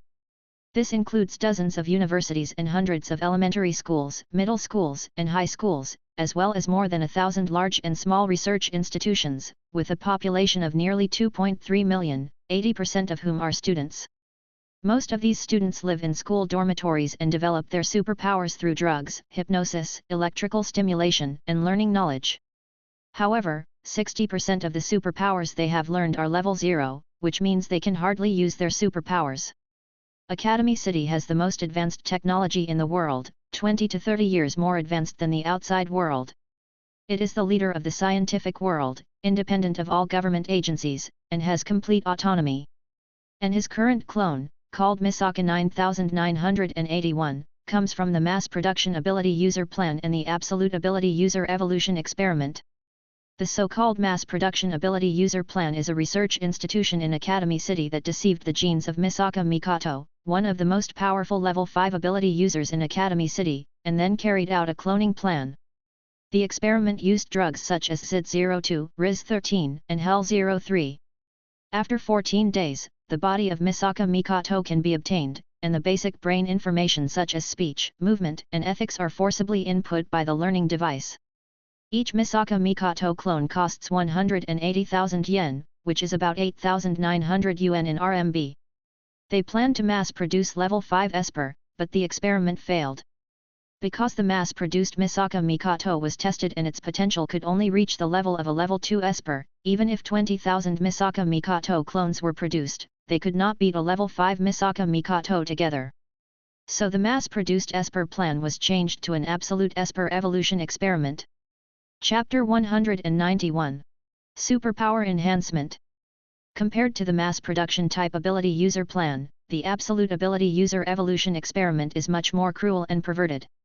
An absolute ability user is a 6th level superpower user who has surpassed humans and reached the realm of gods. After calculation by the supercomputer tree diagram designer in the Academy City.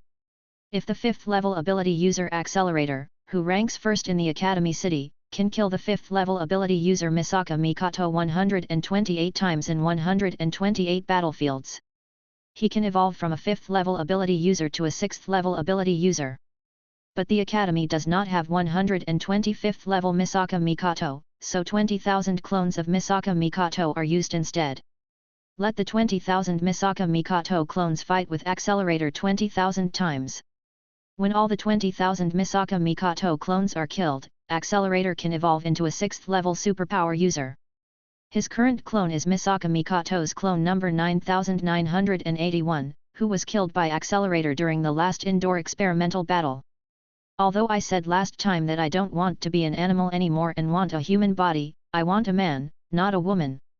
George slowly opened his eyes and looked at himself in a short-skirt school uniform, and couldn't help sighing. Yes, Misaka Mikoto is not a man, but a woman, or more precisely, not a woman, but just a 14-year-old junior high school student at the airport. So her clones are all girls of the same age. Look at his clones, the first one is an 11-year-old boy, the second one is a magic cat, the third one is a giant panda, and the fourth one is a 14-year-old girl. None of them are normal. Can't you give me a mature man's body? But this ability is not bad, it greatly improves my magnetic control. Misaka Mikoto, ranked 3rd among the only 7 level 5 superpowers in the Academy, the strongest electric shock user in the Academy City, codenamed Super Electromagnetic Gun. A second-year student at the aristocratic girls' school Tokiwada Junior High School, she is known as the Ace of Tokiwada and the strongest and invincible electric shock princess. So Misaka Mikoto's superpower is electromagnetic control. In fact, to put it bluntly, it is essentially the same ability as the magnetic control he inherited from Magneto.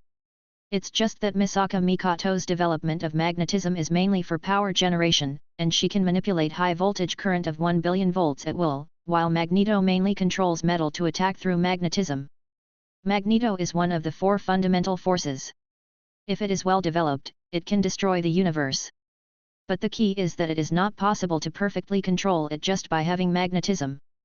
Magneto can lift ships, trains, and stadiums, and even reverse the magnetic field of the entire Earth after being developed by Apocalypse, while George can only control thousands of pounds of metal now.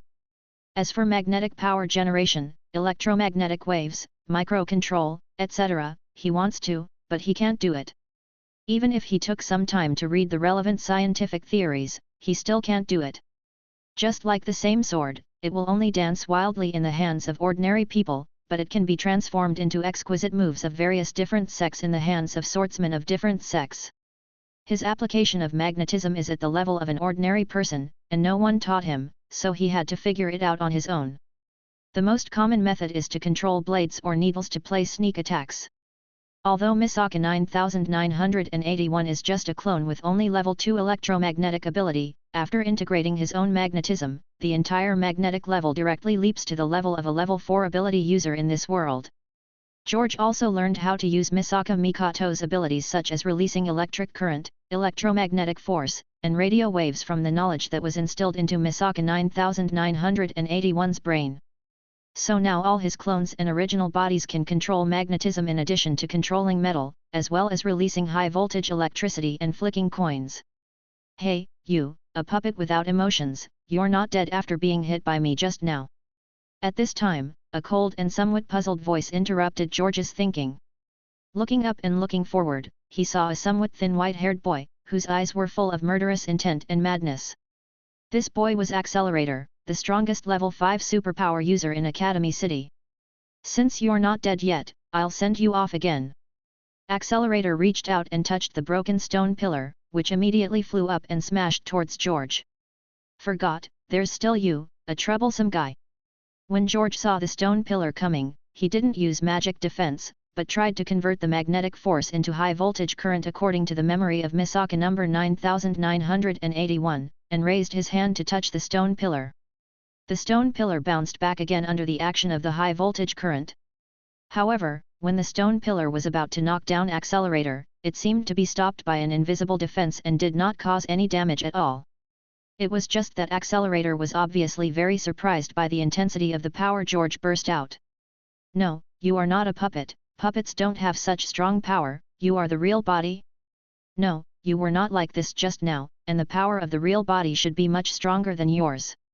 Interesting, too interesting. He stomped his feet hard, and the concrete floor on the ground exploded directly, and countless stones rushed towards George at a speed faster than bullets. George waved his hand, and the iron gate next to him instantly flew in front of him, blocking all the stones. He then flashed and dived into the stairs behind the iron gate. Accelerator has vector control ability, which means he can control the direction of any known energy at will. His strength should not be underestimated. The key is that she is still under surveillance in the indoor experiment.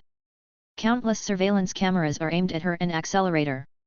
The researchers in the Research Institute are also analyzing the battle between her and Accelerator at any time. It is unwise to expose one's strength too early. It is better to leave here first, find a place to hide, and then slowly consider how to act next. Although he now has a preliminary understanding of this world because of the knowledge instilled in Misaka 9981's mind, many aspects are still unknown and it is not suitable to be too ostentatious. Run away. Seeing George not continue to fight and run away directly, Accelerator was immediately stunned. Because under normal circumstances, these clones act according to orders like robots, they will not run away or beg for mercy, so he has no psychological burden to kill them. But now one of them ran away. Why? Is it because of fear? Do these puppets have the same emotions as humans? Accelerator's pupils shrank, and he used his ability to make 4 tornadoes appear behind him, and quickly flew towards the stairs where George escaped. Impossible, you must be developing a new combat strategy. Okay, then I'll play with you. Chapter 192. What's going on? Why did number 9981 suddenly become so powerful? Inside the experimental base, the researchers who were responsible for monitoring the battle were also stunned. Originally, today's experiment was just like the previous 9980 experiments. Not long after the battle began, number 9981 was killed by Accelerator. But just when they were about to let other Misaka clones recover the bodies and clean up the battlefield, number 9981, who had died, suddenly came back to life, and his abilities were greatly improved. According to the instrument detection, the power that burst out instantly had reached the level of a level 4 superpower. Is it because of a mutation? Quick, stop today's experiment immediately, don't let Accelerator kill her, bring her back for research, and see what's going on. The head of the laboratory ordered excitedly. There was actually a clone who changed from level 2 to level 4 during the battle.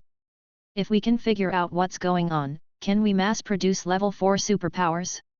Level 2 superpowers are indeed useless. After all, the strength of level 2 superpowers is not much stronger than that of ordinary people with guns.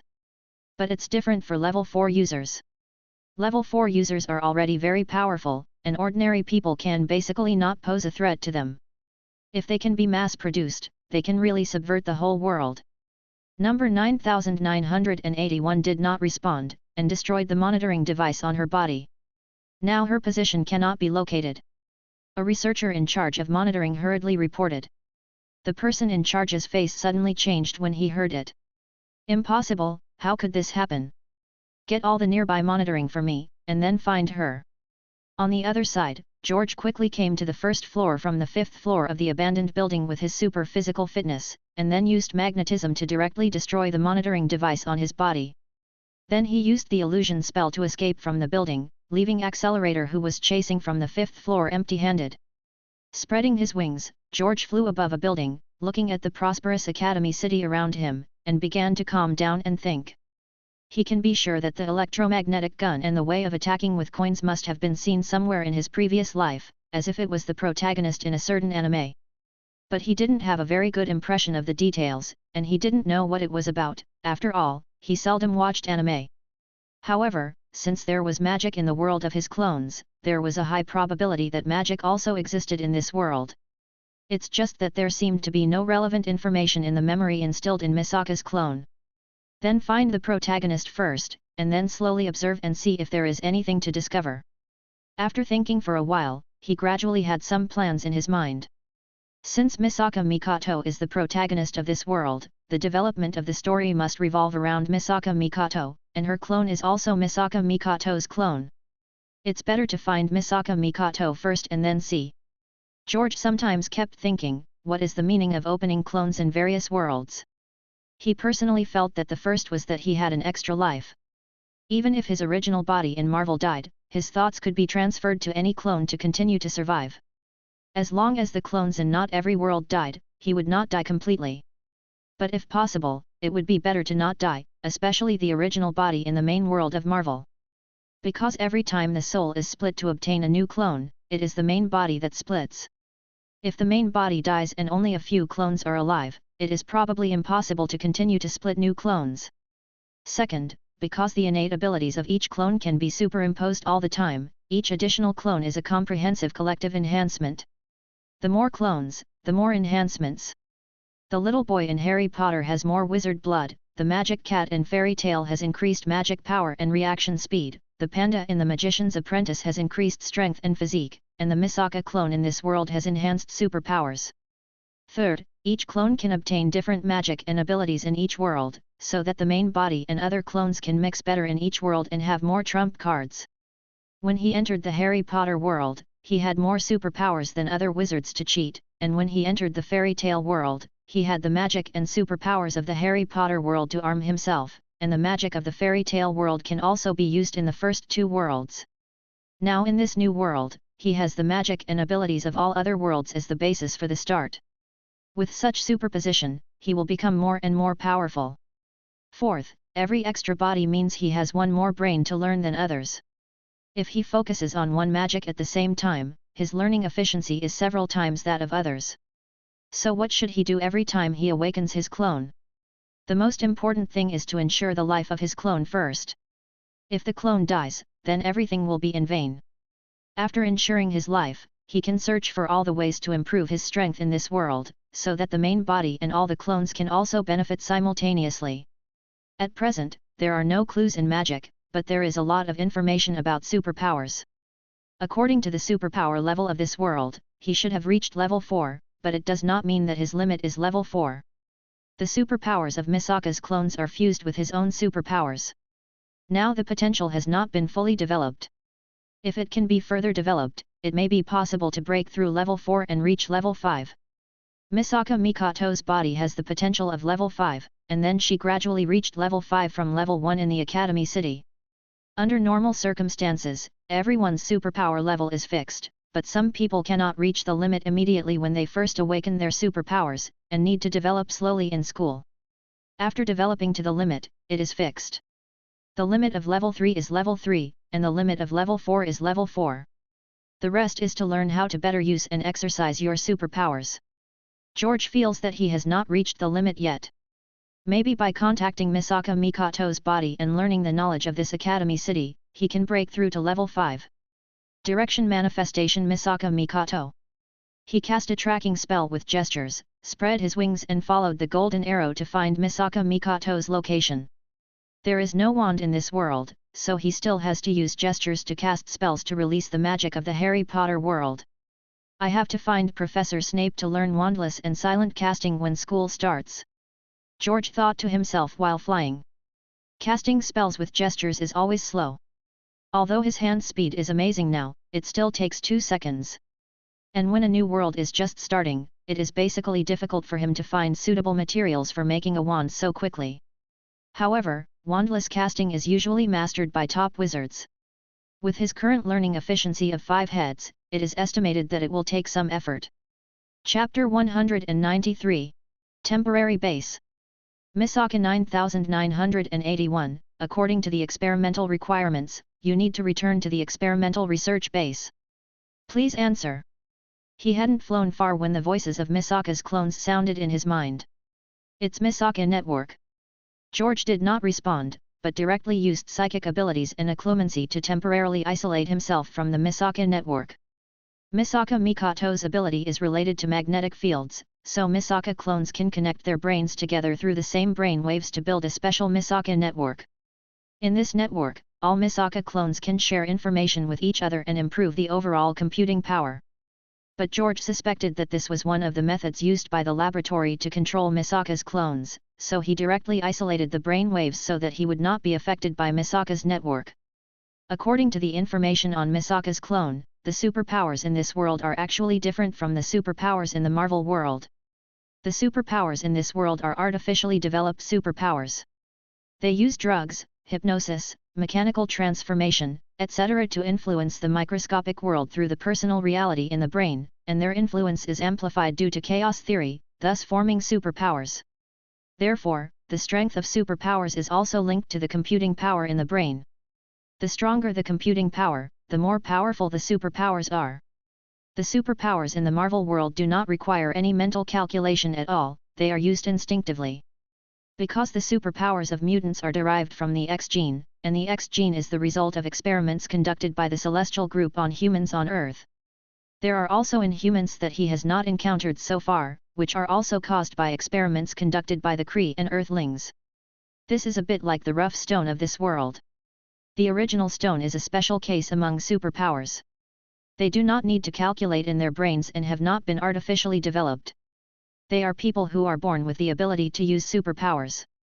It is said that the current methods of artificially developing superpowers are actually based on imitating original stones. Before the establishment of Academy City, ordinary people in this world did not know that superpowers existed, because the number of rough stones was very small, and perhaps not even 100 could be found in the world. Scattered all over the world, it seems even rarer. Ordinary people have never seen them and think that those superpowers are just fictitious existences. The reason why George can now directly jump to the 4th level after combining the 2nd level superpower of Misaka clone. It's because his original magnetism control was completely based on instinct, but now he has an internal calculation model, and he has greatly developed his superpowers through scientific methods. And the reason why he felt that he could continue to develop to level 5 through study, or even better. Because he not only has one brain, he also has a main body and other clones. Theoretically, the computing power in his brain can be doubled several times. Found it. Outside the girls' dormitory building of Changpan Middle School, George, who was in an invisible state, saw Misaka Mikato in a child's cartoon pajamas through the window. But the situation in the dormitory now was a bit eye-opening for him. Sister, I won't dare to do it next time, I won't.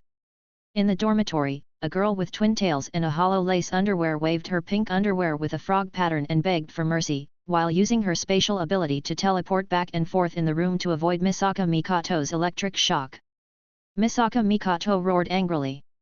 Hiza, I must cure your perverted character today. A moment later, the girl with twin ponytails, Kuriko, was trembling and fell to the ground from the electric shock. At this time, Misaka Mikato, who had calmed down, suddenly turned her head and looked in the direction of George outside the window. What does this feel like, and why is it similar to my brain waves? Did you sense it? When George saw Misaka Mikato looking towards him, he immediately used his psychic ability to further block the spread of his brain waves. His current clone is the clone of Misaka Mikato, and naturally has the same brainwaves as Misaka Mikato. It would be impossible for anyone else to sense anything through brain waves, but Misaka Mikato is a level 5 electric shock user and is very sensitive to brain waves. Maybe it's an illusion. Misaka Mikato looked at the empty sky and murmured, then skillfully found a rope from under the bed, tied up her roommate Kuriko and threw her on the bed next door, and fell asleep beautifully. Recently, she was nervous about her own cloning project, but fortunately, after her investigation, she found that the cloning project had been terminated long ago. Perhaps it would be good for me to integrate into this world as a mutated Misaka clone first. Flying to the roof of the girls' dormitory, George thought to himself. He always felt that this academy city was not simple. It could create such a large superpower area, maintain autonomy, and allow so many superpowers to learn and live in order. The creators and senior leaders of Academy City must not be ordinary people. So it's better not to be too arrogant. Dig 3 feet into the ground. He used a digging spell to dig a fist-sized hole in the wall of the roof, and George cast a traceless stretching spell to expand the space in the hole to the size of a house. Muggle shielding. After casting the final shielding spell, he flew into the hole. This is temporarily used as his temporary stronghold. Magicians in the world of magician apprentices can live forever after their magic level reaches level 500. George has not yet reached level 500, but through the continuous efforts of the panda clone, he has reached level 400. Although he cannot live forever, he can already reach the point where he can survive without eating or drinking. So George's current Misaka clone will not worry about food and drink. After entering the space he made, he did not rest immediately, but began to familiarize himself with his superpowers, especially in controlling electricity. On the other hand, the research headquarters of the Absolute Ability Evolution Plan. Misaka 9981 disconnected from the Misaka network, and the school's surveillance did not find the figure of Misaka 9981. She seemed to have disappeared out of thin air. The subordinate asked the person in charge. Do you want to temporarily terminate the plan and continue after finding 9981? 9981 may be just an accident. You can't give up the Absolute Ability Evolution Plan because of this accident. Tomorrow, 9982 will continue the first outdoor combat simulation, and don't give up the search for 9981. The person in charge thought for a while and gave the final order. The Absolute Ability Plan came from the top, and even he, the person in charge, had no right to suspend it. As for the mutant number 9981, he will report the relevant information to the Academy's top management in a while, and the top management will make the decision. It's obviously dead, why is it resurrected and its abilities have evolved? This is unscientific and makes no sense. Could it be the work of those magicians on the magic side? Chapter 194, Plan to Save the Misaka Sisters.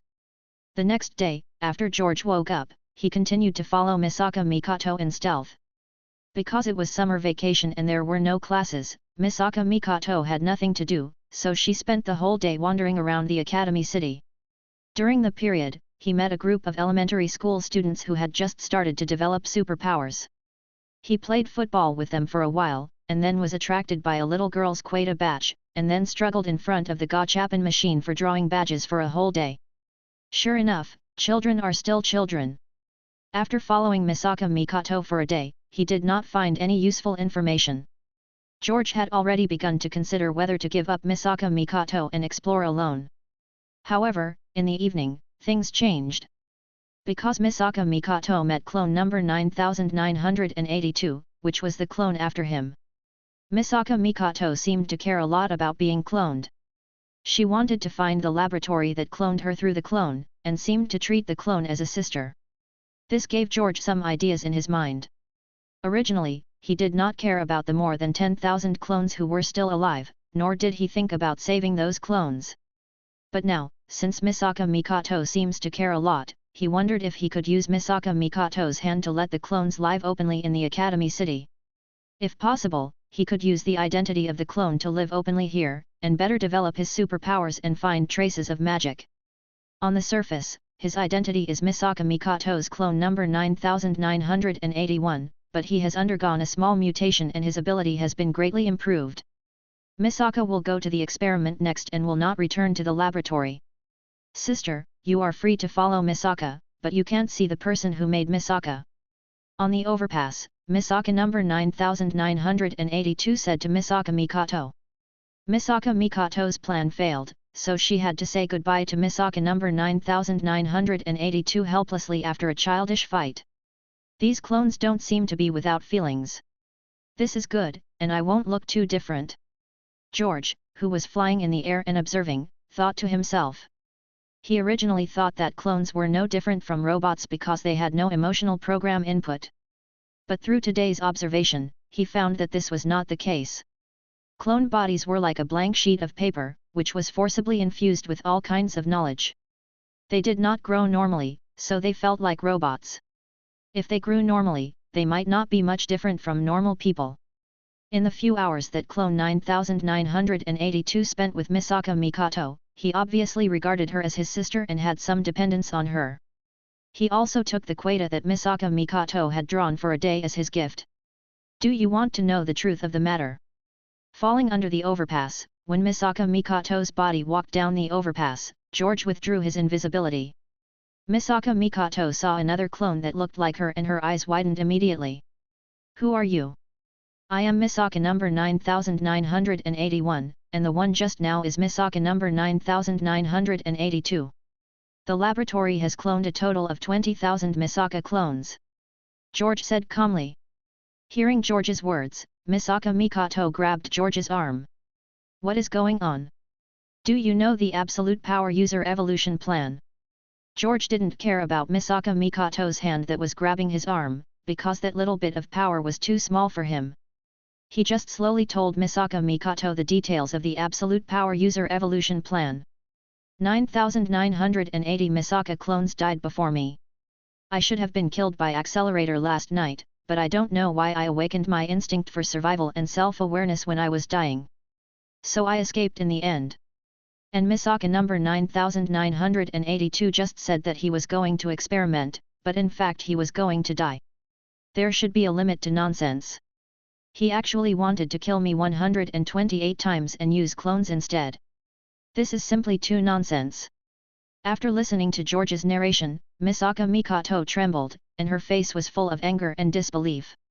She knew that the seemingly beautiful Academy City was hiding some darkness, but she couldn't believe that it could be so dark and inhumane. If you don't believe it, we can follow Misaka 9982 and verify the truth of what I said right away. George did not continue to explain, but turned and walked towards the overpass.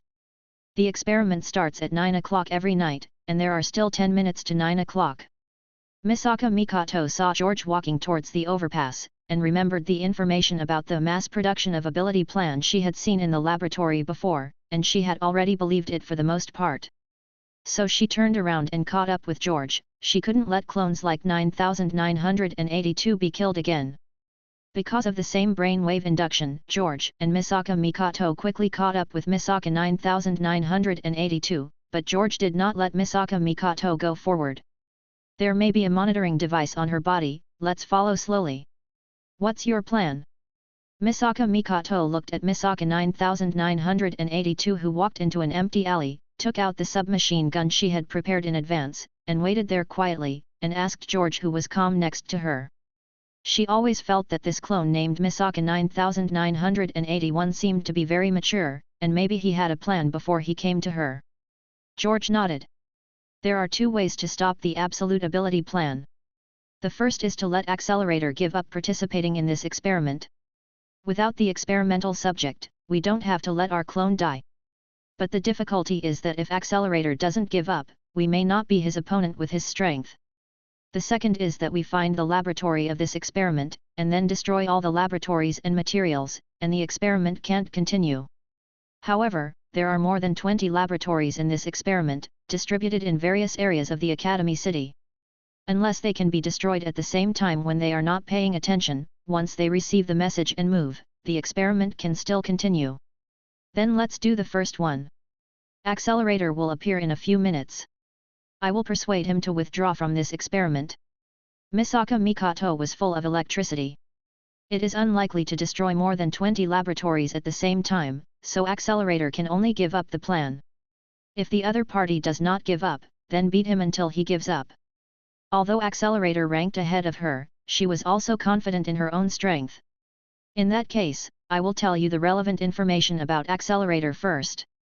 George quickly told the information about Accelerator in his mind. Misaka clones have fought with Accelerator 9,980 times, and all the experience of those battles will be transmitted to the minds of each clone behind through the Misaka network, and George also has a copy. Chapter 195. Invisible Monitoring. To be honest, Accelerator's superpowers are still a bit abnormal. However, George has found some ways to deal with it through the analysis of the 9,980 battles between the clone and Accelerator in his memory. Accelerator can control the direction of all energy through skin touch, even the kinetic energy of physical attacks and brain waves that control thoughts, he can also control it.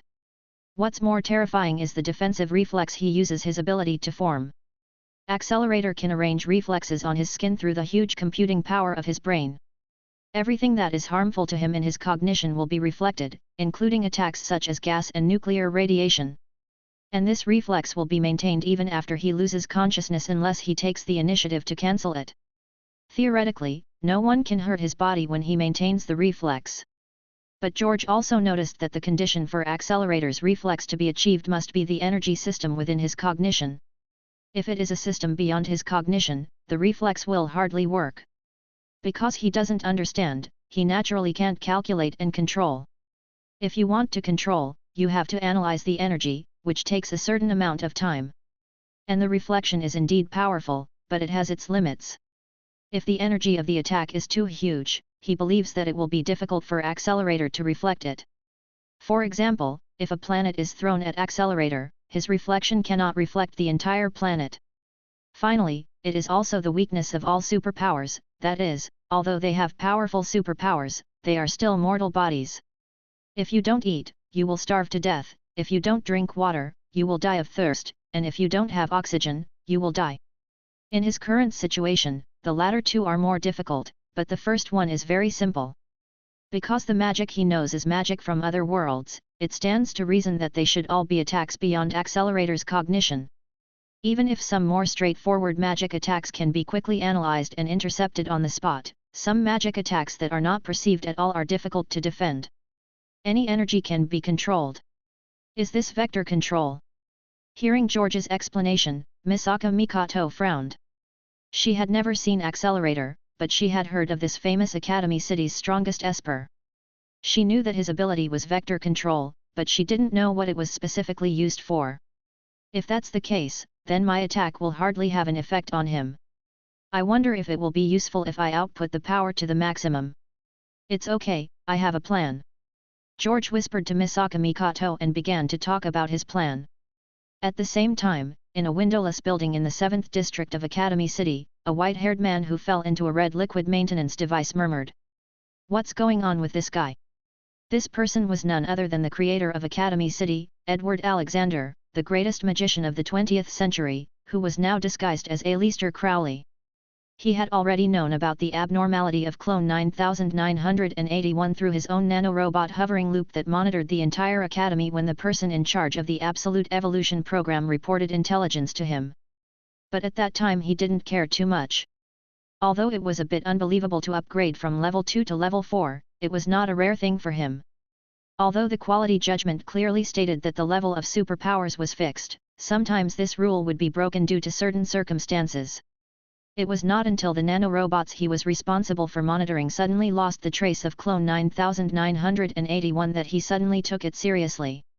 Because the ability of a superpower may break through the original level due to special circumstances, but it is absolutely impossible to have two superpowers at the same time.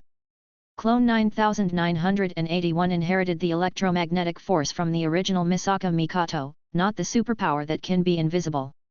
Due to invisibility, the nanorobots in the air loop could not find the trace of Clone 9981 until now. Clone 9981 appeared again here on the overpass and contacted Misaka Mikoto's original body.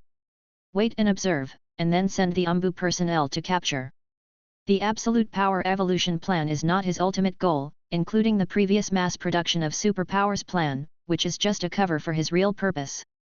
He wants to confuse those people in the magic world through these two fake plans, and reasonably send the artificially created Misaka clones to all parts of the world, so as to expand the imaginary number district that originally existed only in the Academy City to the whole world. In the future, if the unfinished imaginary number district 5 elements mechanism can be fully mastered and the artificial heaven can be activated, the power of all magicians will lose control due to the emergence of the new world and finally self-destruct. The accident of clone number 9981 may cause his plan to deviate, so if he is lucky enough not to be killed by Accelerator this time, he decided to observe for a period of time, and then send the Umbu to capture it and study it to see what is going on.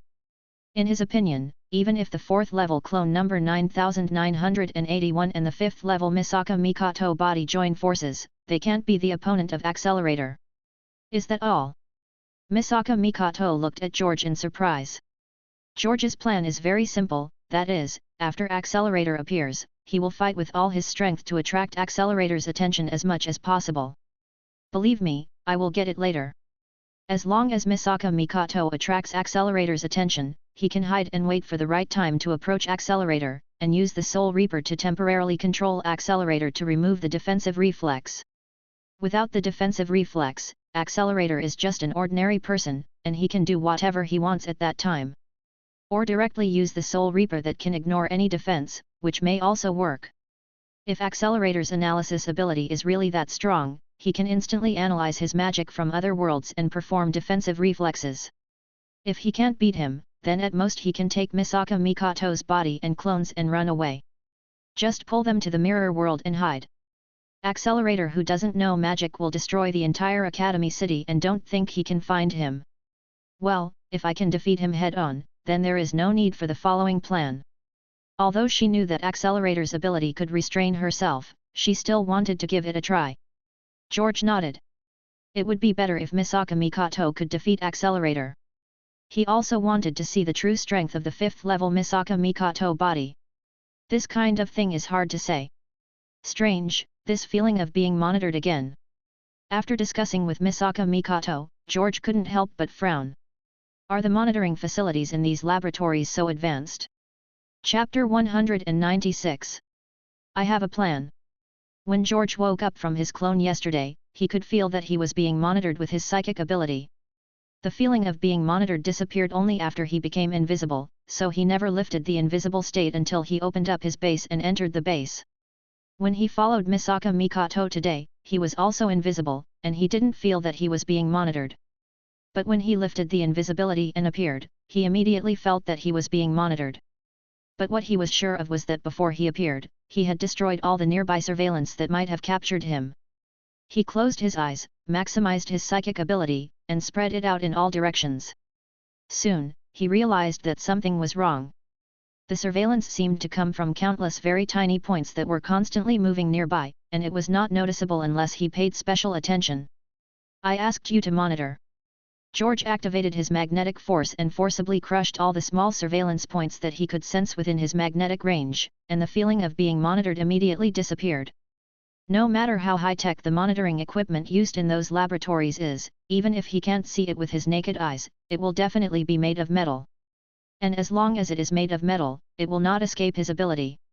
As mentioned before, his superpowers are essentially the same as Misaka Mikoto's, but there are still differences in application. Misaka Mikoto's main focus is magneto-electricity. Even if it is to control metal, it is to control metal with its own current. The super electromagnetic cannon that shoots 3 times the speed of sound is not to directly control the game coins, but to electromagnetically induce the game coins. George uses magnetism to directly control metal in a simple and crude way. Like Magneto, any technological items with metal cannot pose any threat in front of him. Before, because the level of superpowers was too low, it could not be revealed. Now that it has been strengthened by Misaka's clone, both the weight and range of control have been greatly improved. He can't pull up a submarine of 4,000 or 5,000 tons from the ground like Magneto, but it is easy for him to pull things weighing 10 or 20 tons. And if his superpowers can be further developed and reach the 5th level of this world, then they will be further enhanced. Those invisible metal monitoring devices, since he has discovered them, it is impossible for them to continue to monitor him. I was discovered. Alistair opened his eyes suddenly and frowned slightly. He used the hovering loop to monitor every corner of the entire Academy City. This was the first time he was discovered. The key was that it was not the 5th level Misaka Mikoto's body that was discovered, but the 4th level clone. This made him feel more and more that something was wrong with the clone 9981. It seems that we have to capture Misaka number 9981 as soon as possible.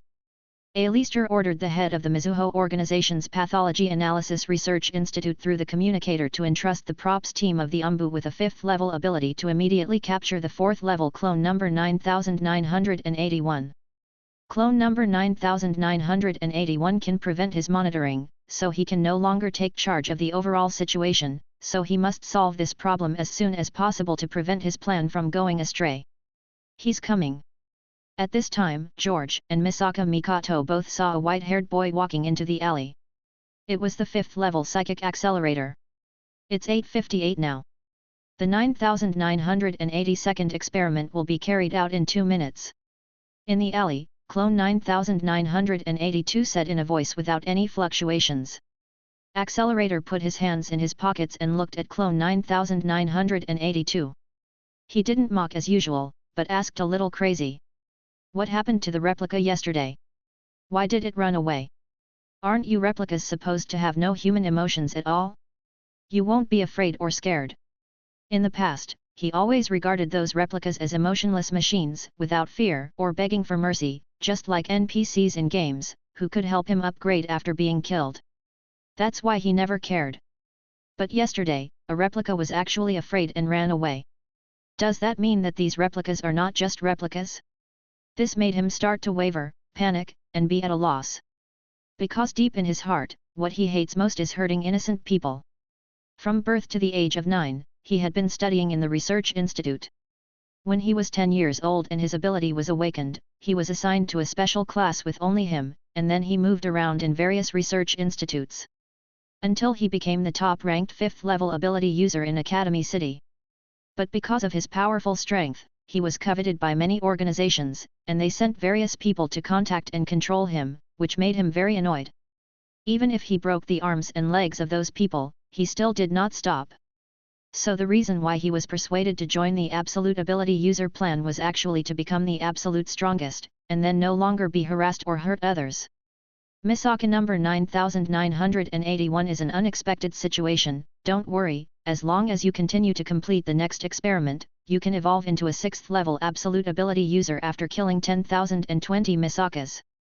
Misaka number 9982, wearing the Queta badge, put down the military night vision goggles on his head and raised the submachine gun to attack Accelerator. It's 9 o'clock, and the 9982nd experiment begins. I'm so annoyed. If you want to die, then go ahead and die. Accelerator frowned, and before the bullets even reached him, he used vector control to reflect them all back. Misaka number 9982, who had 9981 battles with Accelerator, skillfully dodged the attack, activated her electric shock ability to turn off the lights in the alley, and hid in the dark to start a sneak attack. However, the gap in strength was too great, and soon she was stripped of her night vision goggles and submachine gun, and began to move the battlefield according to the requirements of the battle script. Accelerator also chased after him unhurriedly. He planned to defeat the clone in accordance with the experimental requirements and see if the other party would beg for mercy before death. If yes, then he will terminate this experiment. If no, then he is overthinking. George and Misaka Mikoto saw Misaka 9982 and Accelerator moving the battlefield, and followed them closely. The final battlefield was set at an abandoned dock by the river. According to the experiment script, Misaka 9982 would be terminated by Accelerator here, and today's experiment would end. You can start now. Seeing that Misaka number 9982 was about to be overtaken, George became invisible and disappeared, and Misaka Mikoto rushed out to stop Accelerator. Stop! Here comes another one. I didn't say there would be 2 experiments today, but it doesn't matter. Accelerator waved his hand and used energy to control the whirlwind to roll up the container and smash it towards the 2 Misakas. Iron Sand Sword. Misaka Mikoto used electromagnetic force to gather underground iron sand with a radius of 200 meters, forming an electric chainsaw dozens of meters long, and split the container into 2 halves with a single swipe. Chapter 197, Accelerator is being controlled. Controlling iron sand to attack, with such power, is it the clone that escaped yesterday or the original? Accelerator's face suddenly changed when he saw Misaka Mikoto easily split the container in 2. Misaka Mikoto spread the electromagnetic chainsaw, turning it into a high-speed vibrating iron sandstorm, covering Accelerator in all directions at 360 degrees. At the same time, she took out a coin and shot it at an initial velocity of 3 times the speed of sound, forming the strongest super electromagnetic gun. Does it matter whether I am a clone or the original? Why did you participate in such an experiment and kill so many people? Don't you think you are too cruel? You are not a clone. Even the clone that escaped yesterday does not have your strength. You are the original. Accelerator waved his hand to forcibly disperse the energy on the iron sand, and at the same time, the surface reflection ability was activated, forcibly blocking Misaka Mikato's full-strength super electromagnetic gun. After confirming that the other party was not a clone, he was relieved. Don't make me sound so cruel. I just dealt with some replicas that appear by pressing a button. Even if they are replicas, they are also flesh and blood lives. Because she knew Accelerator's ability in advance, Misaka Mikato was shocked that her ultimate move didn't work, but she didn't give up in a daze, but continued to use the next move. Come out, Thunder Giant! The violent electromagnetic force burst out from her body, forcibly extracting the iron sand mixed with dust from the ground, and gradually formed a terrifying thunder and lightning giant 100 meters high. The iron sand and dust kept rubbing against each other in the body of the thunder and lightning giant, and the terrifying electric light ran wild in the body of the thunder and lightning giant. With this move of mine, even a mountain will be destroyed. Accept the judgment. Misaka Mikato stood on the top of the thunder giant, hugged Misaka number 9982, and pointed to Accelerator below. Accelerator covered his face and laughed crazily. Judge me, okay? This boring experiment is progressing too slowly. I'm a little impatient. Defeating you, the original version, should greatly shorten the time. He slowly raised his wind and spread his hands. Let me see the power of your attack. Go. Misaka Mikato activated all the electromagnetic force, and the thunder giant's hand suddenly burst out with terrifying electricity, pulling countless iron sand to shoot at Accelerator. This is an enlarged version of the super railgun. Something. At this time, George, who was invisible and almost approaching Accelerator, looked at Misaka Mikato's thunder giant and exclaimed in his heart. In the information of Misaka 9981, Misaka Mikato has never used this move. This should be a new move developed by Misaka Mikato based on her own abilities. In terms of power, George thinks it is still quite good. After this matter, she decided to learn this move from Misaka Mikato. The super railgun with a diameter of several meters perfectly shot at Accelerator, but unfortunately it could not break through Accelerator's defense and could only stalemate there. Apparently Accelerator's defense was much stronger than Misaka Mikato imagined. At the same time, on the bridge next to the pier, a commercial vehicle braked sharply and stopped in the middle of the bridge, and 4 girls got out of the car. This is the railgun, it doesn't seem to be very good. The tallest brown-haired girl looked at Misaka Mikato standing on the top of the thunder giant with a contemptuous smile on her face. It's just a showpiece. As a level 5 ability user, Maya Shenli, with the title of Atomic Destruction, her ability is to prevent electrons from turning into particles or wave forms, and to continue to maintain them in a pure electronic form. Because she and Misaka Mikato have the same ability of electronic control, they are often compared, and the ranking is 1 place lower, which makes her very unhappy with Misaka Mikato, whom she has not met yet. How can she compare with the queen who has the strongest tools? The blonde girl next to her laughed. The hooded girl on the other side shook her head. She is facing the number 1 Accelerator, so it's better not to underestimate her. Okay, our mission target this time is clone number 9981, Taketsubo. Is it the injured guy she is hugging? The leader Maya looked at the black-haired girl who had been silent. The black-haired girl shook her head weakly. According to the intelligence, that should be clone number 9982. Number 9981 seems to have the ability to be invisible. I am searching for other force fields nearby. Found it, there is an additional force field reaction there.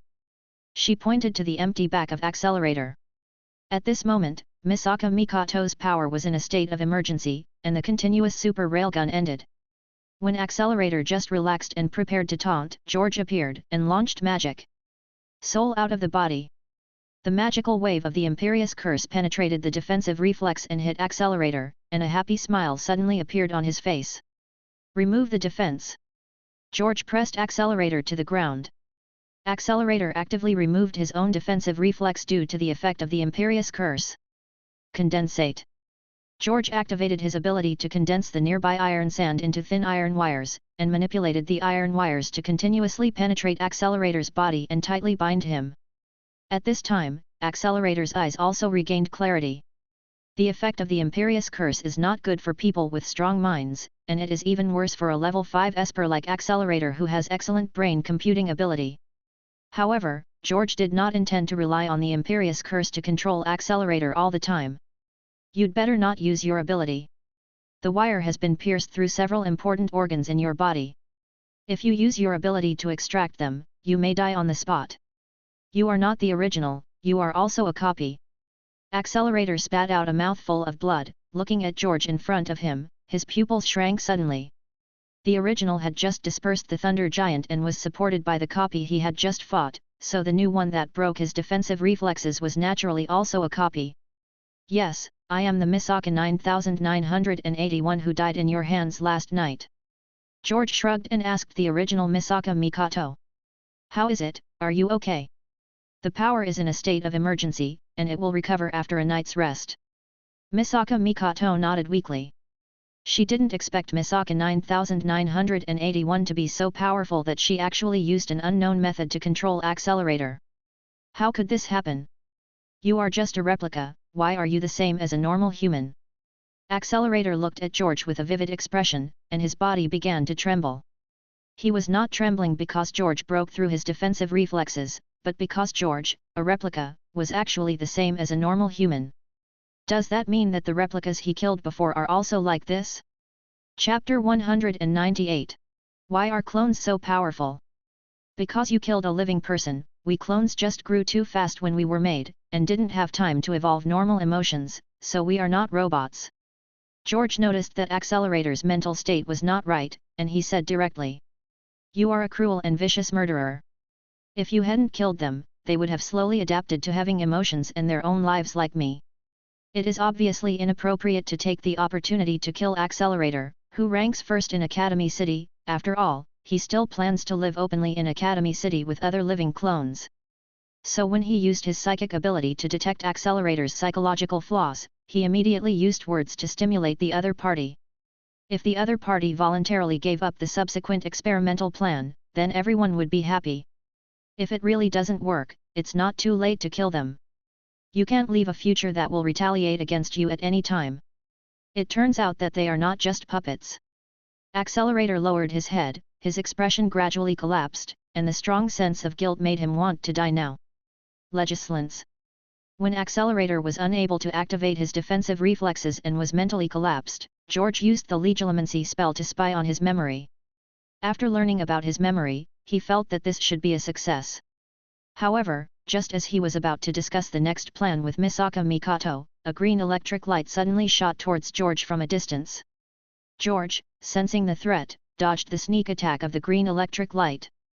After passing George, the green electric light shot at the container behind him, and it penetrated 4 containers in a row before disappearing. Its power should not be underestimated. I didn't expect that a clone could defeat the number 1 Accelerator. It seems that this ranking cannot be taken seriously. A green electric ball floated around Maya Shenli, and he walked over arrogantly from a distance. You must be clone number 9981, right? Be good and don't resist, or your body will be damaged. Who are you? Misaka Mikoto came to George with the help of number 9982, and asked Maya Shenli with a frown. Maya Shenli showed a trace of disdain on his face. Umbu Props team, entrusted by the head of the Mizuho Organization Pathology Analysis Research Institute, to capture clone number 9981. By the way, I am the 4th-ranked 5th-level Esper, Atomic Collapse Maya Shenli. Is it because of the abnormality I showed that attracted attention? George frowned slightly. It seems that it is not enough to just let Accelerator give up the experiment, but I have to make these guys afraid of me. Accelerator has been defeated, and the Absolute Ability User Evolution experiment can no longer be carried out. Why do we still want to capture her? Misaka Mikoto wanted to use her ability, but because she consumed too much energy when fighting with Accelerator just now, she only had a little spark on her body. Maya Chengli chuckled. This is none of my business. I don't know what plan you are talking about. The task of our props is just to capture her. You'd better get out of the way. Although I really want to fight with you, I am not interested in you now. It's okay. You take a rest first. I will deal with it. George stretched out his hand to stop Misaka Mikoto, who wanted to drag her body forward, and walked to the opposite side of Maya Chengli. If you want to catch me, it depends on whether you, a level 5, have the ability. Humph, a mere level 4 clone, thinks that he has solved Accelerator with a sneak attack and dares to talk like this. He is too self-righteous. Maya Chengli lifted his purple long skirt, sat elegantly on the stone next to him, and said to 2 of the 3 people behind him. Jinchi and Frenda, you go and deal with her. Don't kill her. It will be difficult to report to the team later. Jinchi's favorite is a level 4 ability user who can control the nitrogen in the air. He can lift a small car to deflect bullets when attacking, and make nitrogen armor to resist attacks from all directions when defending. Flanda is a level 0 powerless person, but she is flexible and very good at using various homemade bombs for blasting. Ordinary level 4 power people will have a headache when they encounter it. With the cooperation of the 2, it is not easy to capture a level 4 clone. Not all enemies are worthy of her, a level 5 superpower person. Leave it to us. Flanda took out a special pistol and shot at George, while Juankai put on sunglasses and used nitrogen to propel herself to run towards George at high speed. The bullet flew towards George at a high speed, but stopped less than 1 meter away from George. With his current control of magnetic force, let alone bullets, missiles can't get close. Bang! Just the moment the bullet stopped, it immediately burst into a dazzling light. That's not an ordinary bullet, but my special flash bullet. Flanda smiled proudly, and took the opportunity to take out the doll bomb from her bag and threw it around George. At this time, Wan Qi, wearing sunglasses, had already rushed to George's side, and punched George in the chin while he was blinded by the flash bomb and had not recovered yet. With the blessing of nitrogen, her punch could overturn a car. However, what she didn't expect was that George, who closed his eyes at this time, quickly raised his hand and grabbed her fist very accurately. You are quite strong. George also showed a surprised look on his face. With the blessing of his physique from so many worlds, it was still a bit difficult for him to take the punch of this little girl with his bare hands. Blinding him would be of no use as his psychic powers could see his surroundings instead of his eyes. It's my turn. A violent electric current burst out from George's body and spread along his fist towards Wan Qi. At present, he still does not want to expose his magic ability too much unless necessary. Now everyone thinks that he is a mutated Misaka clone. The multiple invisibility abilities can be explained, but if too many magical abilities are revealed, it will not be explained clearly. In particular, Fairy Tail's magic has a magic circle emerging, which is very conspicuous. No one would believe it if it was said to be a superpower. The key point is that he is not sure whether there is magic in this world. If not, it would be okay. If there is, what is the attitude towards magic in Academy City, a place where superpowers gather? If it's a hostile force, don't be chased by the entire Academy City, that would be bad. It's not that he can't escape. Whether it's apparition or the mirror world, he can escape easily. But in this way, he will be far away from the protagonist Misaka Mikoto, and he may miss some important events. Moreover, he also wants to continue to develop his superpowers here and break through from level 4 to level 5. It actually blocked it. Seeing the electric current bursting out of George's body, Wan Qi knew that it was not suitable for close combat. She immediately attached nitrogen gas to the body surface to form nitrogen armor, blocking the spreading high-voltage current, and quickly retreated to the rear. Chapter 199. The Electromagnetic Cannon That Can Turn. Wan Qi was very surprised that the clone could block his own attacks with his eyes closed. Because according to the intelligence, Misaka Mikoto, the electric shock user, does not seem to have any particularly strong melee abilities. Why is her clone so strong in blocking her own attacks? Frenda. After exiting George's high-voltage electric attack circle, Wan Qi shouted loudly, and Flanda immediately pressed the bomb's explosion button in tacit understanding. Boom! The bomb that had just been placed near George exploded. Unfortunately, after the smoke cleared, George was unharmed. Because George had already manipulated the iron sand to form a shield when the bomb exploded, firmly protecting himself. Okay, I won't play with you anymore, it's time to end. George opened his eyes, waved his hands, and the iron sand turned into countless iron needles, flying toward Wan Qi and Frenda overwhelmingly. Upon seeing this, Wan Qi immediately rushed to Frenda and wrapped the two of them with armor formed from nitrogen. The iron needles hit the armor and bounced off one after another, unable to break the armor into pieces. It's time to end. After all the iron needles fell to the ground, Wan Qi converted the nitrogen into his hands again, grabbed the concentration box next to him, and threw it at George. At the same time, Frenda also took out a few tracking bombs and threw them out. Those high-tech tracking bombs flew towards George in various arcs from all directions. However, at this time, George raised the corners of his mouth slightly. His abilities are not exactly the same as those of Misaka. If you deal with him the way you dealt with Misaka, you will suffer a big loss. The iron needles that originally fell at the feet of Wan Qi and Frenda in a wave of attacks flew up instantly under the control of George's magnetic force, directly piercing the defenseless limbs of Wan Qi and Frenda. The container and bomb were first fixed in the air under his control, and then flew upside down towards Wan Qi and Frenda. Misaka uses electricity to control metal. Normally, she can no longer control it after it flies out. But George is different. As long as it is within the range of his magnetic control, he can control it however he wants. Unless you have an automatic defense turtle shell-like accelerator, you will have to face his 360-degree attacks at any time. It seems you still have some ability, so let me play with you. Seeing that the injured Wan Qi could no longer condense the nitrogen armor to resist for a while, level 5 Mujino Shenli couldn't sit still. He waved his hand and shot out several green electric lights, instantly melting the concentration box, bombs, and iron needles into air. Then let's have some fun. George once again condensed the iron needle and floated in front of him, then condensed the electricity on his middle finger and flicked it towards the iron needle. He is a level 4 electromagnetic gun and cannot produce an electromagnetic gun with 3 times the speed of sound, but it is still powerful at 1 time the speed of sound. Powered by 200 million volts of electricity, the iron needle shot toward Mujino Shenli at supersonic speed. A railgun? Even the original version is useless to me, let alone this inferior version. Mukino Shenli stretched out his hand, and the green current turned into a round shield blocking his face. Any attack that encounters her green electronic shield will be swallowed up and turned into air. Even a 3-sonic electromagnetic gun cannot theoretically break through her defense. That's not necessarily the case. With a thought from George, the railgun that originally fired in a straight line actually drew an arc in mid-air, bypassing the green shield and shooting at Mujino Shenli. He could make bullets turn before, but now that his superpower has been upgraded, he can also make the electromagnetic gun turn a corner.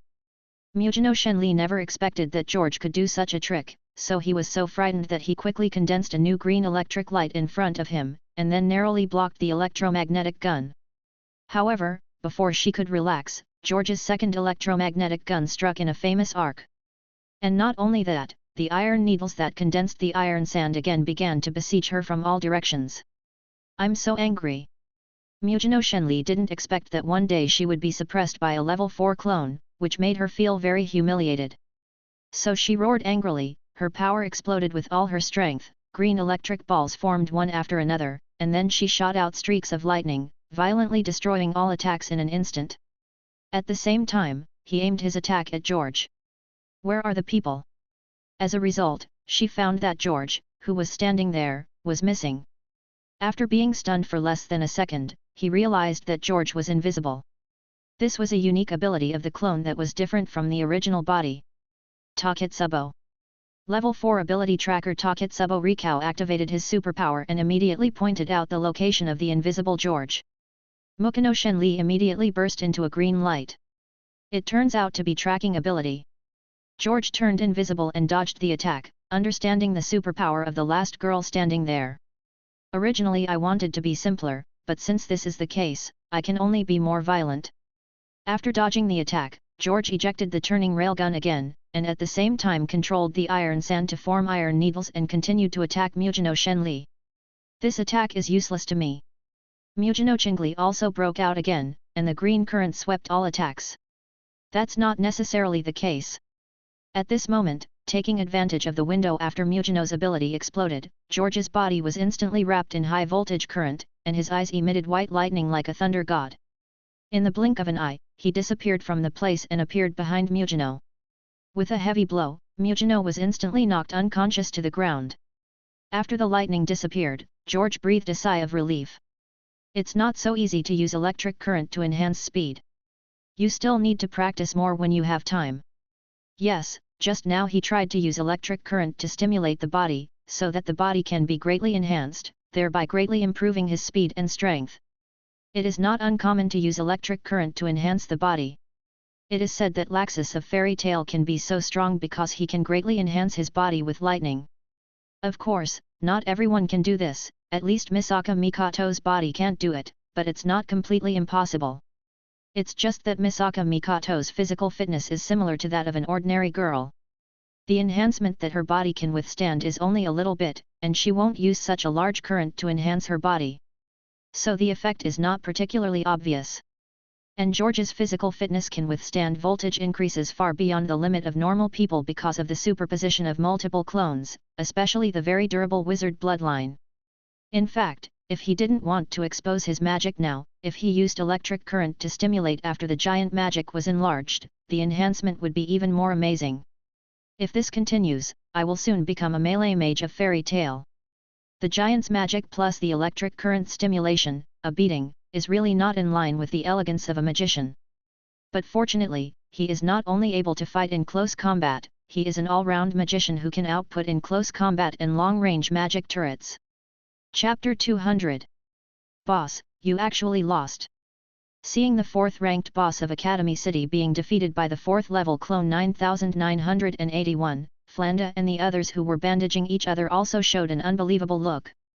They really didn't understand why a mere 4th-level clone could be so strong. So strong! Not only Flanda and the other two, but also Misaka Mikato, who had recovered some of her strength, was also shocked. Because she asked herself that even if she was in her prime, she might not be able to defeat the 4th-ranked atomic destruction head-on. Leaders of the laboratory, I know you are watching. Accelerator has been defeated, and the level 5 ability user you sent also lost to me. So I hope you can stop the experiment and let us clones live like ordinary people. George looked at the sky and shouted.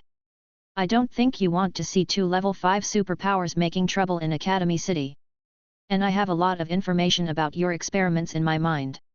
If I make this information public, the whole Academy City and the whole world will see your experiments of killing clones. Guess how many parents will be willing for their children to go to school in such a dark Academy City? How will the whole world view Academy City at that time? Just now when Misaka Mikato was fighting with Accelerator, he had already discovered those advanced small monitors, but he didn't destroy them this time. He hoped that the senior management of the laboratory, or the senior management of Academy City, would see Accelerator being defeated and see his strength, so that they would be afraid. The definition of a level 5 superpower is a terrifying existence that can resist an army by one person. There are 7 people in the whole Academy City, at least on the surface, and he doesn't know if there are any more in secret. Among these 7 people, the first one is Accelerator, the second one is Keikine Taitoku, the third one is Misaka Mikato, and the fourth one is Mujino Shiori. Now he has defeated the fourth one, Mujino Shiori, one-on-one, and at least he can be ranked in the top 3 in actual combat strength. He teamed up with Misaka Mikato to defeat Accelerator, and the top leaders of Academy City should be very clear about the destructive power of the 2 people working together. The key is that the level 5 Esper in Academy City are basically students, just like Misaka Mikato, they all have their own ideas, and they can't be controlled by the top leaders. So if the top leaders don't want the whole Academy City to be turned upside down, they should agree to her conditions under normal circumstances. Of course, if they don't agree and think they still have a trump card to continue to capture him, then he can only accompany him to the end and show his last trump card magic. Then don't blame him for going on a rampage with a fierce fire and destroying the whole Academy City. It's interesting, so keep it. Maybe it can be used later. In the life support device of the 7th District building, Alistair thought for a while and conveyed his order to the people below. The clone was more powerful than he expected. If the cost of forcibly capturing it was too high, it would completely disrupt his subsequent plans. Although there were some accidents now, it didn't deviate from his plan. So he decided to temporarily give up the capture of this special clone and continue to complete the following plan. It may not be a bad thing that Academy City has an extra powered person with level 5 combat power. If it is handled well later, this clone can be used to promote the completion of other plans. It's just that I didn't get to train Fantasy Killer. Forget it. It's the same to arrange more training for him. In the original plan, he wanted the clone Misaka to introduce Kamijutuma, who has Fantasy Killer, and then let Kamijutuma fight with Accelerator to get training. As a result, Accelerator was defeated by the combination of Misaka Mikoto and the clone, and Kamijutuma didn't have to appear. Ring, ring, ring. Soon after George threatened the sky loudly, the feeling of being monitored disappeared, and Taketsubo Riko's phone rang. After a moment, she said to George and Misaka Mikoto, "The employer has transferred the task reward to our account, and asked me to tell you that the Absolute Ability Evolution Plan will be completely terminated from today. All clones will be free and have a true human identity." "That's good." Misaka Mikoto was relieved when she heard it. George also smiled, which at least showed that the top management of Academy City had compromised temporarily. And he would soon have a legal and formal identity in Academy City. Everything ended, and the ambulance of Academy City arrived in time to carry the injured Accelerator and others into the car. At this time, Misaka number 9982 suddenly shook his body, turned his head and said to Misaka Mikoto and George, "Sister, the laboratory has transferred the remaining 10,018 of us to the hospital in District 7, and has lifted the control over us, stating that our freedom will no longer be restricted in the future. It seems that the experiment has indeed been abandoned." Hearing this, George reconnected to the Misaka network and saw the images uploaded by the Misaka sisters. Things have come to this point, and he no longer needs to block the Misaka network. The Misaka network can share memory and assist in calculations, which is also helpful to him. Of course, he would not share his memory, nor would he fully open the connection. He would always be able to disconnect and isolate in case there was a problem with the Misaka network, so that he could get out in time without being affected. "Let's go to the hospital."